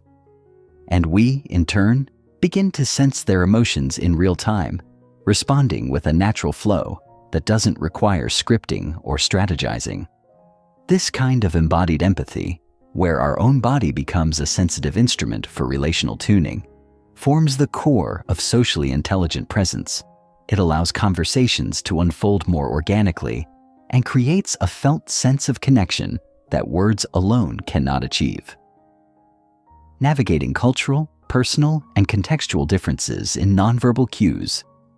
Perhaps the most nuanced element of mastering nonverbal communication is learning how to navigate the immense variability in how different people, cultures, and social contexts express and interpret nonverbal cues.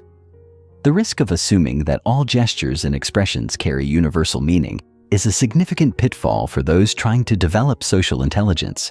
In some cultures, direct eye contact is a sign of confidence and respect, while in others, it can be perceived as rude or confrontational. A smile may indicate happiness in one setting, but be a polite mask in another.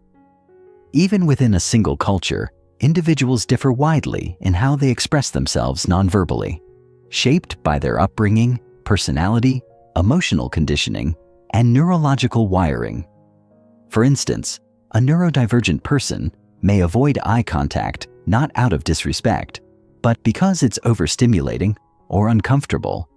Someone with a history of trauma may flinch or shut down when a voice is raised, even if the speaker's intent is passionate rather than hostile. Developing fluency in nonverbal communication then requires humility and curiosity. It calls for suspending snap judgments and asking instead, what might this signal mean in the context of this person's experience? To interpret body language accurately, we must learn to read patterns over time rather than isolating single gestures. If someone always speaks with their arms crossed, that may simply be their default posture, not a sign of defensiveness. But if they suddenly cross their arms in the middle of a conversation where emotions are running high, that shift could indicate a change in emotional state. Likewise, cultural fluency becomes essential in globalized social and professional environments. The gestures, facial expressions, and physical distance we consider normal may carry very different connotations for someone from another cultural background. To avoid miscommunication, socially intelligent individuals engage in observation and ask clarifying questions when unsure. They learn to attune not only to individuals, but to cultural contexts, recognizing that sensitivity to difference is not a limitation. It's a powerful strength. By expanding our awareness of how nonverbal cues differ across human experience, we reduce assumptions, deepen empathy, and create a more inclusive, respectful way of relating. Ultimately, this sensitivity enhances our capacity for true connection, enabling us to respond with grace, appropriateness, and authenticity, regardless of who we are engaging with. Chapter 9: Emotional Currents: Recognizing managing, and responding to others' emotions. To develop genuine social intelligence, we must go beyond simply observing behavior or deciphering words. We must cultivate the ability to perceive emotional undercurrents, those subtle but powerful feelings that shape and steer conversations, whether acknowledged or not. Every person carries an emotional tone into an interaction, a kind of atmospheric presence that isn't always overt, but profoundly affects the dynamic. A person might be smiling while harboring deep resentment. Another might speak softly, yet radiate frustration through their energy. Emotional awareness, therefore, requires both sensitivity and intention. It means actively tuning into others, not just for what they say or show, but for what they feel, especially when those emotions are hidden beneath social niceties, politeness, or distraction. Recognizing emotional states involves attuning to micro-expressions, shifts in voice, breathing patterns, pace of speech, and other subtle cues that most overlook. But just as crucial is the discipline of staying emotionally centered within oneself, so that we don't mistake our own emotional noise for that of others. When we are too reactive or overly self-focused, our perception of others becomes clouded. Instead, developing true emotional awareness begins with a quiet internal posture, one that listens as much with the heart as with the ears. Over time, this posture trains us to spot when a conversation feels off, when someone's words don't align with their emotional state, or when there's something left unsaid that matters. This awareness is not about prying or assuming, but about creating space. When people feel seen emotionally without being judged or interrogated, they often open up more honestly and vulnerably. Emotional awareness becomes a gift, an invitation for truth to emerge, for deeper connection to form. In this way, emotional sensitivity is not weakness, it is relational strength. It allows us to engage with others not merely on the surface of behavior, but at the deeper level of their emotional reality, where trust, meaning, and real change reside. Emotional regulation, responding. Instead of reacting in social situations. Once we've developed a sense of others' emotional currents, the next essential skill is emotional regulation, the ability to manage our own internal emotional responses so we can respond with clarity, empathy, and composure. In emotionally charged moments, whether in conflict, high-stakes conversations, or moments of vulnerability, it's easy to be swept up by our own feelings. Our brain's limbic system, which governs our fight, flight, or freeze responses, often reacts before our rational mind can intervene. This is why people say things they regret, raise their voice, withdraw, or become defensive, not because they intend to, but because they haven't trained themselves to pause, process, and choose a better response. Emotional regulation is that pause. It's the brief but powerful moment when we take a breath, notice what's rising within us, and make the conscious choice to respond wisely rather than impulsively. This skill is not innate. It's built over time through self-awareness, reflection, and intentional practice. It begins with recognizing our own emotional triggers. What comments or tones make us feel invalidated, angry, dismissed, or afraid? Once we know our triggers, we can anticipate them and build strategies to stay calm when they appear. This might include grounding exercises, such as focusing on your breath, mentally labeling your emotion, or reminding yourself of the larger goal of the conversation. The most socially intelligent people are not those who never feel strong emotions, but those who can stay present and composed while experiencing them. They know how to be angry without being cruel, to feel hurt without shutting down, and to be passionate without overpowering others. This kind of regulated emotional presence makes us not only more trustworthy, but also more influential, because people feel safer around us. They sense that we won't explode, collapse, or run away when things get hard. In professional settings, this composure can elevate your leadership. In personal relationships, it can transform conflict into connection. And in daily life, it allows you to face difficult people and situations with courage and grace. Emotional regulation, in essence, is a form of self-leadership. It's how we bring the best of ourselves into our interactions, even when challenged. Emotional responsiveness. Meeting others where they are with empathic precision. Understanding and managing emotions is not enough unless we translate that insight into action, into how we respond to others in a way that is attuned, compassionate, and constructive.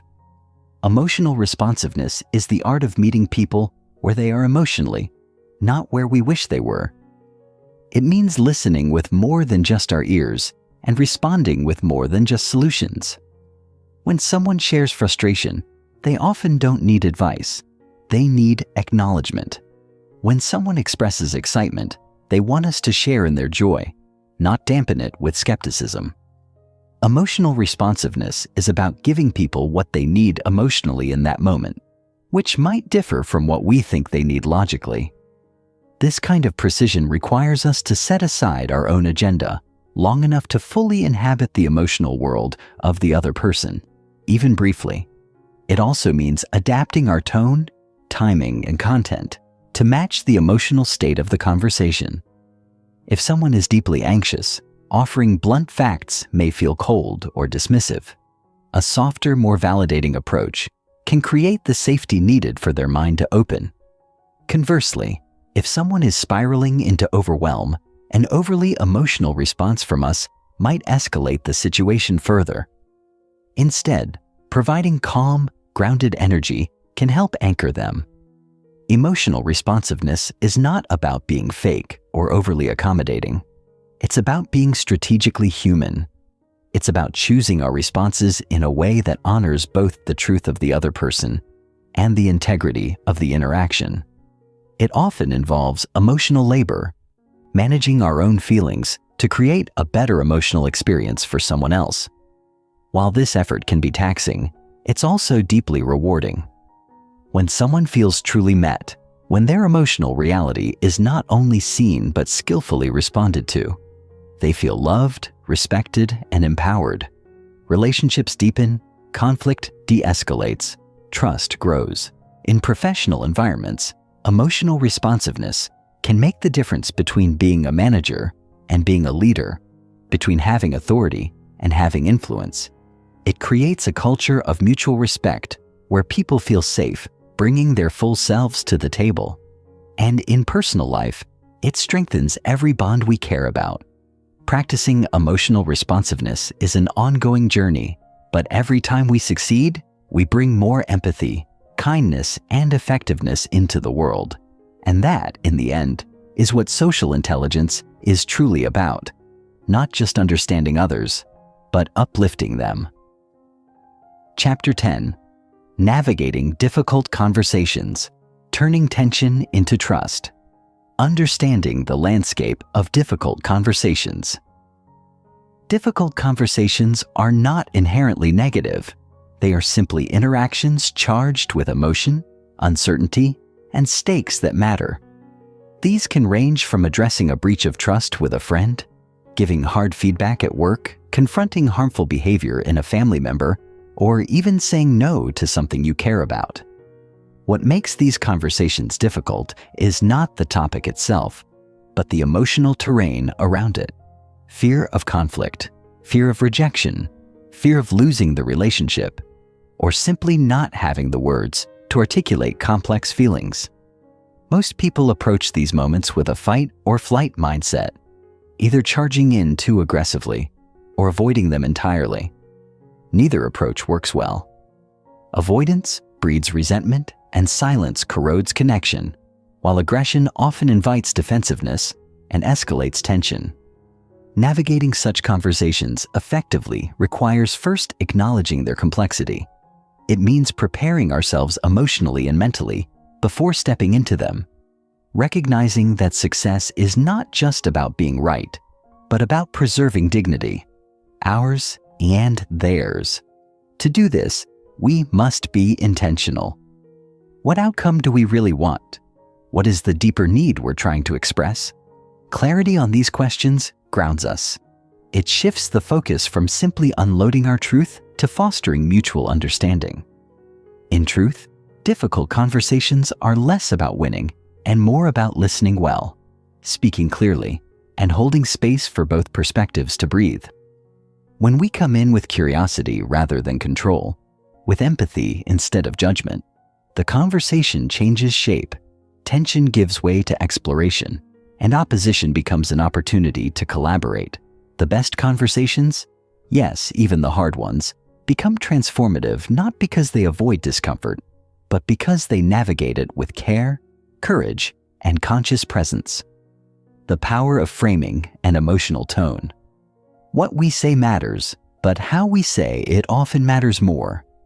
In difficult conversations, tone is everything. An accusatory tone can turn a well-meaning observation into an attack, while a gentle, sincere tone can make even challenging truths easier to receive.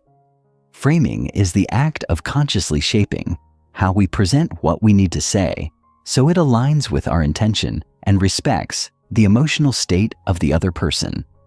This doesn't mean being manipulative or inauthentic. Rather, it means owning our perspective without invalidating theirs. For example, instead of saying, "You never listen to me," we might say, "I feel unheard when we talk, and I'd love for us to understand each other better." This reframes the issue from blame to connection. It opens a door instead of building a wall. Thoughtful framing also requires us to examine our emotional tone. What energy are we bringing into the conversation? Are we tense, irritated, sarcastic, or guarded? Or are we centered, calm, and grounded? Our tone communicates more than our words ever could. People respond to tone intuitively, often reacting to how we feel rather than what we say. If we approach with a sincere desire to understand and be understood, it creates psychological safety, a state where both people feel emotionally secure enough to be real. This safety is what allows truth to surface without defensiveness. When we begin a tough conversation with warmth, curiosity, and humility, we create a container strong enough to hold vulnerability. And within that container, people are far more willing to meet us halfway. They don't feel cornered, they feel seen. So before any difficult conversation, check your tone and reframe your message. Ask yourself, is my language clear but kind? Am I expressing feelings without assigning blame? Am I inviting dialogue or demanding compliance? These questions don't dilute the truth. They refine it. They ensure that our message lands not as an attack, but as an offering, honest, courageous, and rooted in care. Listening as leadership, creating space for resolution. Most people think of difficult conversations as moments where we must speak bravely, but often our real power lies in listening. Listening is not passive. It's one of the most active, courageous things we can do in a conversation filled with tension. It requires us to quiet the mental noise of rebuttals, defenses, and assumptions long enough to actually receive the other person's experience. This kind of listening is not about waiting for our turn to speak. It's about entering their emotional world with humility and openness. It's about saying, through our presence as much as our words, "You matter. Your view matters. I'm here, and I'm listening." When someone feels truly heard, they no longer need to shout. Their defenses lower. Their pain softens, and a new possibility emerges. Mutual understanding. But listening at this level doesn't mean agreeing with everything. It means validating the emotion, even if we challenge the conclusion. It means reflecting back what we hear, asking clarifying questions, and staying emotionally regulated when their words sting or surprise us. True listening is leadership because it leads the conversation away from conflict and toward connection. It models respect, fosters empathy, and creates the emotional spaciousness needed for resolution. And when it's our turn to speak, we do so with greater wisdom, because we've taken the time to understand before we respond. Listening also helps us adjust our message in real time. Sometimes what we thought was the issue is not what's really hurting them. Or we may discover that our intent was misunderstood in ways we couldn't have anticipated. These insights only come when we allow others the dignity of being fully heard. In the end, difficult conversations succeed not because we avoid discomfort, but because we face it together. With words, yes, but even more so with listening hearts and steady presence.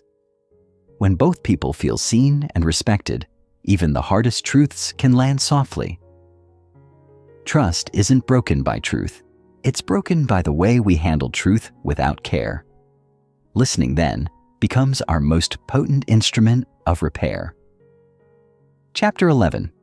The Art of Influence, Shaping Outcomes with Subtlety and Integrity.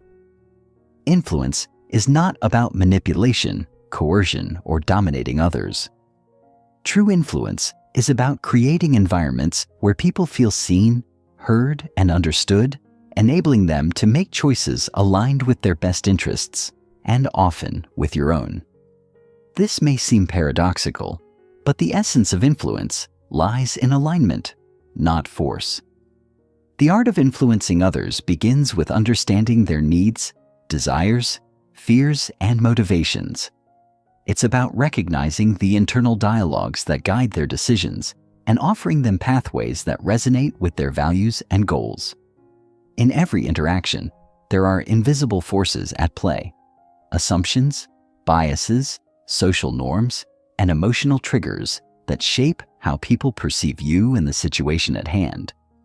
By becoming aware of these forces, you can gently steer conversations toward outcomes that benefit both parties. Unlike manipulation, which seeks to gain something at another's expense, ethical influence seeks mutual benefit. It is an exchange, not a one-sided transaction. To influence effectively, you must first understand the psychology of the people you engage with. How do they perceive their world? What drives them? What makes them feel respected or disrespected? Understanding these nuances creates a foundation for influencing with integrity. Influence is about suggestion, not imposition, offering ideas, insights, and choices that lead the other person to think and act in a way that is congruent with their needs, even if those needs are still emerging in their minds. This is where subtlety comes into play. Influence rarely works through overt, aggressive tactics. Instead, it operates in the quiet spaces of conversation, the pauses between words, the unspoken suggestions embedded in language, and the gestures that support or contradict verbal communication. The most skilled influencers don't need to command or demand. They invite others to discover for themselves the value of an idea, a solution, or a perspective. This method is both art and science, requiring both emotional intelligence and cognitive insight. It requires patience, as well as the ability to lead without pushing. When we influence in this way, we give the other person the autonomy to feel they made the decision themselves, even if we guided them to that point.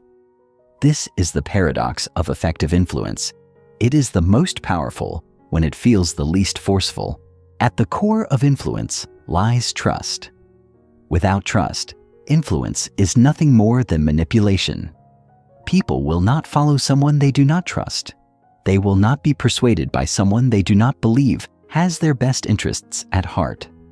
Therefore, the first and most important tool in the art of influence is authenticity. Authenticity is not simply being honest. It is being consistent in our words, actions, and intentions. It means showing up in the world with integrity, with a sense of wholeness, and without pretense. When others sense that we are authentic, they are more likely to open themselves to our influence. This authenticity must be visible in every interaction, whether through the transparency of our actions, the sincerity of our words, or the alignment of our values. When we are congruent, when what we think, say, and do are aligned, we send a powerful signal to others that they can trust us.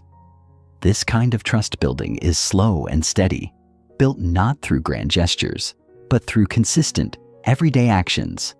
The more others can see that we are true to our values, the more they will feel secure in our presence. They will know that we are not motivated by hidden agendas, but by a genuine desire to serve, help, and connect. Authenticity, however, is not just about being real in a way that makes us comfortable. It also requires us to show vulnerability and admit mistakes. When we acknowledge our shortcomings and express genuine remorse for past missteps, we demonstrate to others that we are humble and self-aware. This humility deepens trust because it creates a shared sense of humanity. When others see that we are not perfect but are committed to doing better, they feel more connected to us and more willing to be influenced by us. Authenticity also means recognizing that influence is a shared process, not a one-way street. We influence others not by demanding obedience, but by engaging in meaningful, reciprocal relationships. This is how influence becomes a tool for growth, for both the influencer and the influenced. When we build influence through authenticity, we create a foundation of trust that enables us to navigate difficult situations, negotiate complex issues, and lead effectively, knowing that the people we engage with are walking with us, not following us blindly. The subtle use of persuasion techniques, navigating influence with grace. While authenticity is the foundation, there are specific techniques that can subtly enhance our ability to influence others.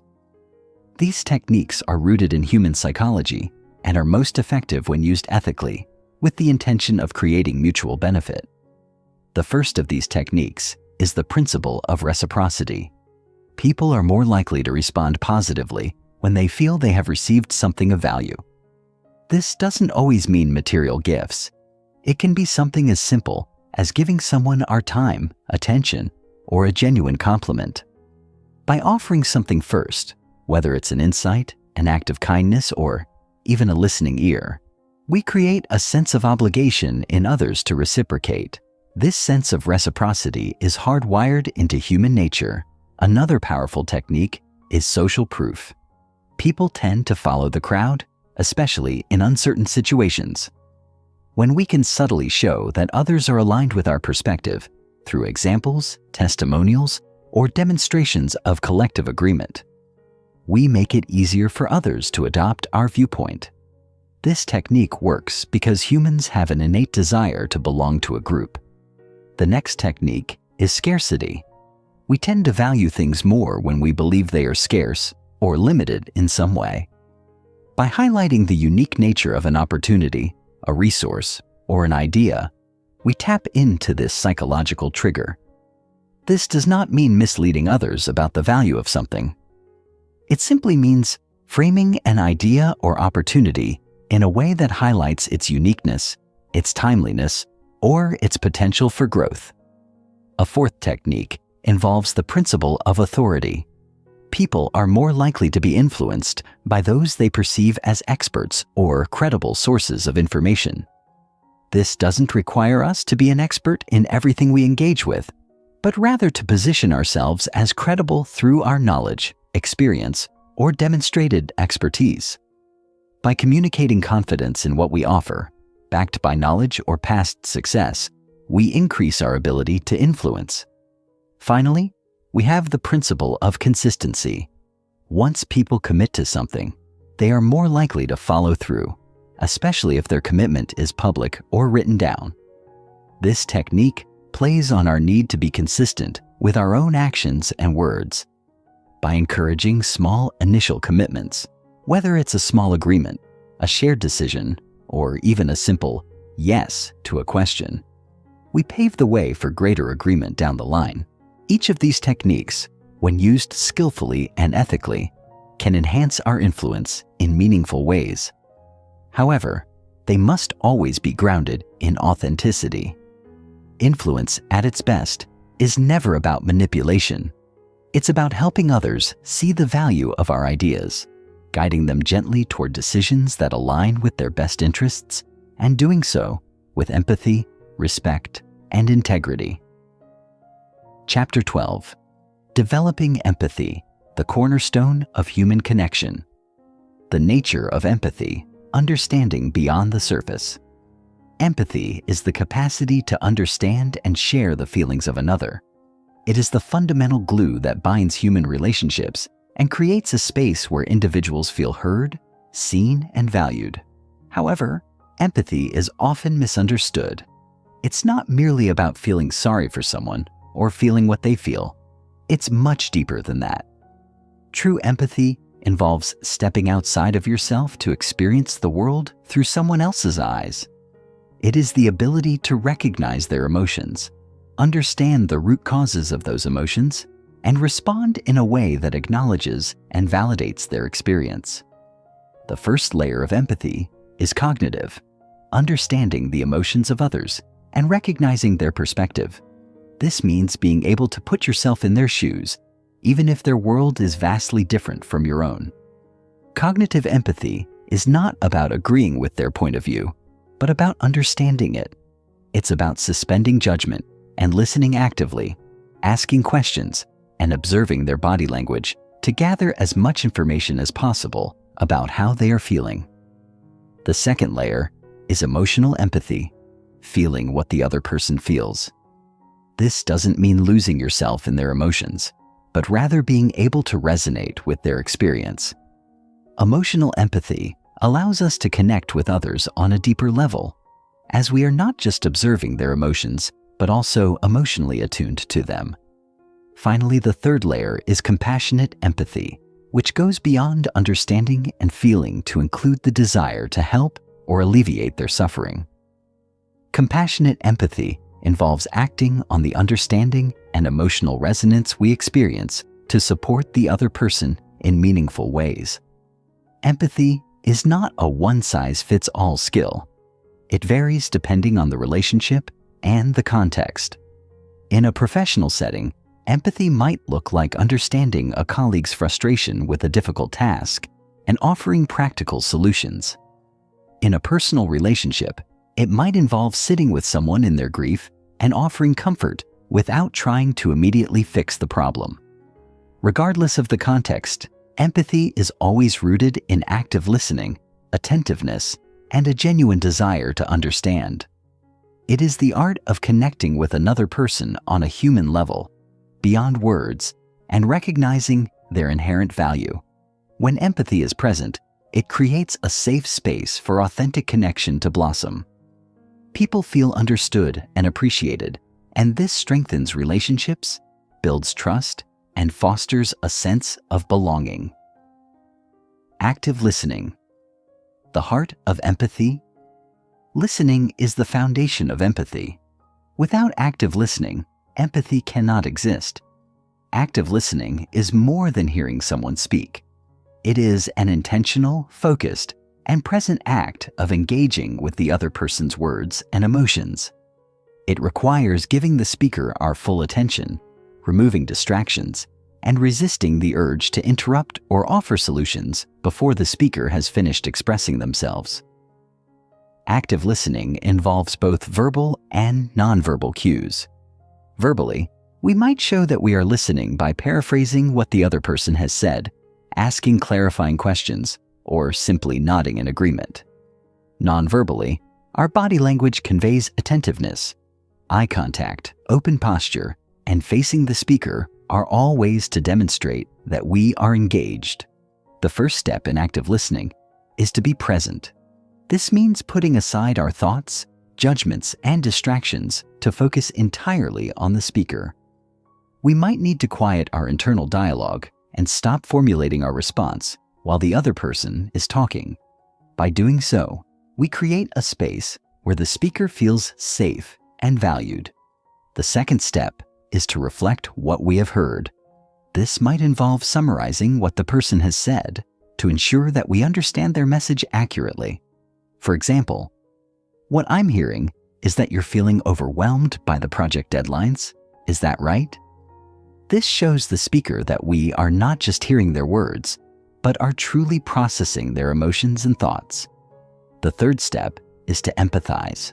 Once we understand the content of what the speaker is sharing, we can offer emotional support by acknowledging their feelings. For instance, we might say, "I can imagine how stressful that must be for you." It sounds like a lot to handle. Empathy here is not about fixing the problem, but about validating the person's emotions. It's about saying, "Your experience matters and I understand how you feel." Active listening requires us to be patient and non-judgmental. It is easy to fall into the trap of wanting to solve the problem or offering unsolicited advice. But empathy thrives when we resist the urge to fix and simply hold space for the other person to express themselves. Sometimes, the best thing we can do for someone is to listen without offering solutions, just providing a compassionate presence.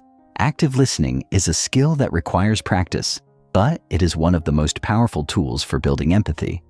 When we listen with empathy, we create an environment where people feel seen, heard, and valued. And that is the essence of human connection. Cultivating empathy, practices for developing deeper connections. While some people may have a natural inclination toward empathy, it is a skill that can be cultivated and strengthened over time. Developing empathy requires intentional practice and a willingness to step outside of ourselves to understand others. One practice for cultivating empathy is perspective taking. This involves intentionally imagining ourselves in someone else's shoes and considering their thoughts, feelings, and experiences. It may be helpful to ask ourselves, what might they be going through right now? How might they be feeling in this moment? By doing so, we expand our capacity to empathize with people from different walks of life, especially when their experiences differ from our own. Perspective taking helps us overcome biases, assumptions, and stereotypes by allowing us to see the world from someone else's viewpoint. Another practice for cultivating empathy is engaging in active emotional recognition. This involves paying attention to the emotions we are experiencing and becoming more attuned to the emotions of others. We can do this by observing facial expressions, body language, and vocal tone. Recognizing the emotions of others allows us to respond with greater sensitivity, tailoring our words and actions to their emotional state. It also helps us manage our own emotional reactions and avoid reacting impulsively. A third practice is mindfulness. Mindfulness is the ability to be fully present in the moment, without judgment or distraction. It allows us to connect with ourselves and others in a deeper way, without the noise of our thoughts or the distractions of technology. Practicing mindfulness helps us develop greater emotional intelligence, which is crucial for cultivating empathy. When we are mindful, we are better able to tune into the emotions of others and respond with kindness, patience, and understanding. Additionally, volunteering or engaging in acts of service can enhance empathy by exposing us to diverse experiences and challenges. When we serve others, we step outside of our own concerns and become attuned to the struggles and needs of those around us. Volunteering fosters a sense of shared humanity and strengthens our ability to connect with people from different backgrounds. Finally, practicing empathy also involves self-compassion. It's difficult to empathize with others if we are not compassionate with ourselves. By treating ourselves with kindness, we create the emotional space needed to offer empathy to others. When we accept our own vulnerabilities and imperfections, we are better able to extend the same understanding to those around us. Empathy is not just a skill. It is a mindset. It is a way of being in the world that values connection, understanding, and mutual respect. The more we practice empathy, the more we deepen our relationships and create meaningful connections with others. And in doing so, we contribute to a world where people feel valued, understood, and supported. Chapter 13, Conflict Resolution, Turning Challenges into Opportunities for Growth. The nature of conflict, understanding the roots and dynamics. Conflict is a natural part of human interaction. It's inevitable that, at some point, differing viewpoints, misunderstandings, or misaligned interests will lead to tension. However, conflict, when approached with the right mindset, need not be destructive. In fact, conflict can be a powerful catalyst for growth, innovation, and deeper connection. The first step in effective conflict resolution is understanding that conflict often arises from unmet needs or desires. When people's core needs, whether for respect, validation, or understanding, are threatened, emotions flare. These emotional responses are often what drive the conflict, overshadowing the logical or factual elements of the disagreement. Understanding this emotional undercurrent is critical to resolving conflicts in a healthy way. Conflict is rarely just about the issue at hand. It's often about how people feel about the issue. This is where emotional intelligence comes into play. It's not enough to address the problem. We must also address the feelings associated with it. When we fail to recognize the emotional dynamics at play, conflict can escalate quickly, leading to defensiveness, anger, or even withdrawal. However, when we take the time to understand the emotions fueling the conflict, we can move beyond surface-level disagreements to a place of deeper understanding. Another crucial aspect of conflict is that it often involves differing perspectives. Two people can experience the same situation in entirely different ways, depending on their backgrounds, values, and experiences. Recognizing that everyone has a unique lens through which they view the world is vital to resolving conflict. This perspective taking allows us to approach disagreements with a sense of curiosity rather than judgment. Instead of assuming that our way is the only valid way, we open ourselves to understanding why the other person feels the way they do. The ultimate goal in conflict resolution is not to win, but to create an outcome that acknowledges both parties' needs, respects their perspectives, and fosters mutual understanding. Conflict, when handled correctly, is an opportunity for both individuals to grow and strengthen their relationship. Strategies for resolving conflict, approaches that lead to positive outcomes. The next step in resolving conflict is developing strategies that allow for both individuals to feel heard, respected, and understood. One of the most effective strategies for conflict resolution is active listening. Active listening, as explored in previous chapters, involves not just hearing the other person's words, but also understanding the emotions behind those words.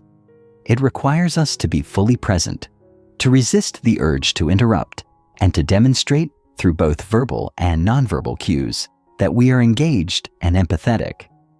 When we listen actively during a conflict, we validate the other person's feelings and perspectives. This alone can go a long way toward de-escalating tension. Often, people in conflict simply want to feel heard. Once they feel understood, they are much more likely to be open to finding a solution. A second strategy is to use I statements rather than you statements. When we say, "You always interrupt me," the other person is likely to feel blamed and become defensive. However, if we say, "I feel frustrated when I'm interrupted," we are expressing our own experience rather than accusing the other person. This subtle shift in language can significantly reduce defensiveness and create a more open, non-confrontational dialogue. Another powerful strategy is reframing. Reframing involves taking a negative or challenging statement and presenting it in a more neutral or positive light. For example, instead of saying, "You're being unreasonable," we might say, "It seems like we have different priorities here. Let's try to understand each other's perspective." Reframing helps shift the focus from blame to understanding and collaboration. It transforms the conflict from a battle of wills into a problem-solving exercise.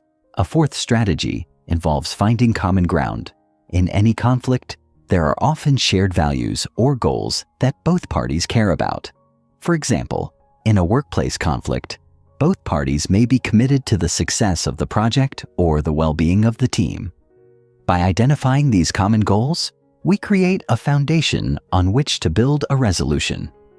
Instead of focusing solely on differences, we can emphasize what we both stand to gain by working together. The final strategy is seeking win-win solutions.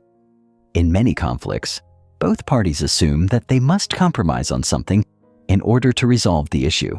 However, A win-win solution is one in which both individuals feel that their needs have been met in a fair and balanced way. Achieving a win-win solution requires creativity, collaboration, and a willingness to think outside the box. It may involve finding new ways to meet both parties' needs or exploring alternative solutions that satisfy both sides. Resolving conflict is not about defeating the other person. It is about finding a way to move forward together. By employing these strategies, active listening, I statements, reframing, finding common ground, and seeking win-win solutions, we can transform conflict into an opportunity for growth and understanding. The role of emotional regulation. Keeping calm in the face of conflict. One of the most challenging aspects of conflict is managing our own emotions. When we are engaged in a conflict, it is easy to get swept up in the heat of the moment, allowing our emotions to dictate our responses. However, emotional regulation is a key skill in conflict resolution. Emotional regulation involves recognizing and managing our emotions in a way that allows us to respond thoughtfully rather than react impulsively. The first step in emotional regulation is self-awareness. This means noticing when our emotions are rising and becoming conscious of the physical sensations that accompany those emotions. Do we feel tension in our bodies? Are our hearts racing? Are we clenching our fists or jaw? These physical cues can alert us to the fact that we are becoming emotionally triggered. Once we are aware of our emotions, we can then decide how to respond.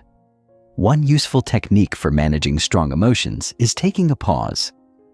When we feel ourselves becoming overwhelmed, we can take a deep breath, step away from the situation, and give ourselves time to calm down. This pause allows us to collect our thoughts and approach the situation with a clearer mind. It also prevents us from saying or doing things we might later regret. Another technique for emotional regulation is reframing our thoughts. Often, our emotional responses to conflict are fueled by our interpretation of the situation. If we view the conflict as a personal attack, we are more likely to respond with anger or defensiveness. However, if we reframe the situation as a misunderstanding or a difference in perspective, we are more likely to approach the conflict with curiosity and openness. Mindfulness practices, such as deep breathing or meditation, can also help regulate our emotions in high-stress situations. These practices allow us to remain present, calm, and grounded, even when the conversation becomes tense. Finally, empathy plays a crucial role in emotional regulation. When we empathize with the other person's feelings, we are less likely to become defensive or reactive. By recognizing their emotions and understanding their perspective, we create an emotional space where we can respond with kindness and patience. Emotional regulation is not about suppressing our feelings or pretending that we are not upset. Rather, it is about acknowledging our emotions and choosing to respond in a way that aligns with our values and goals. By regulating our emotions during conflict, we maintain control over the situation, ensuring that the resolution is constructive and collaborative.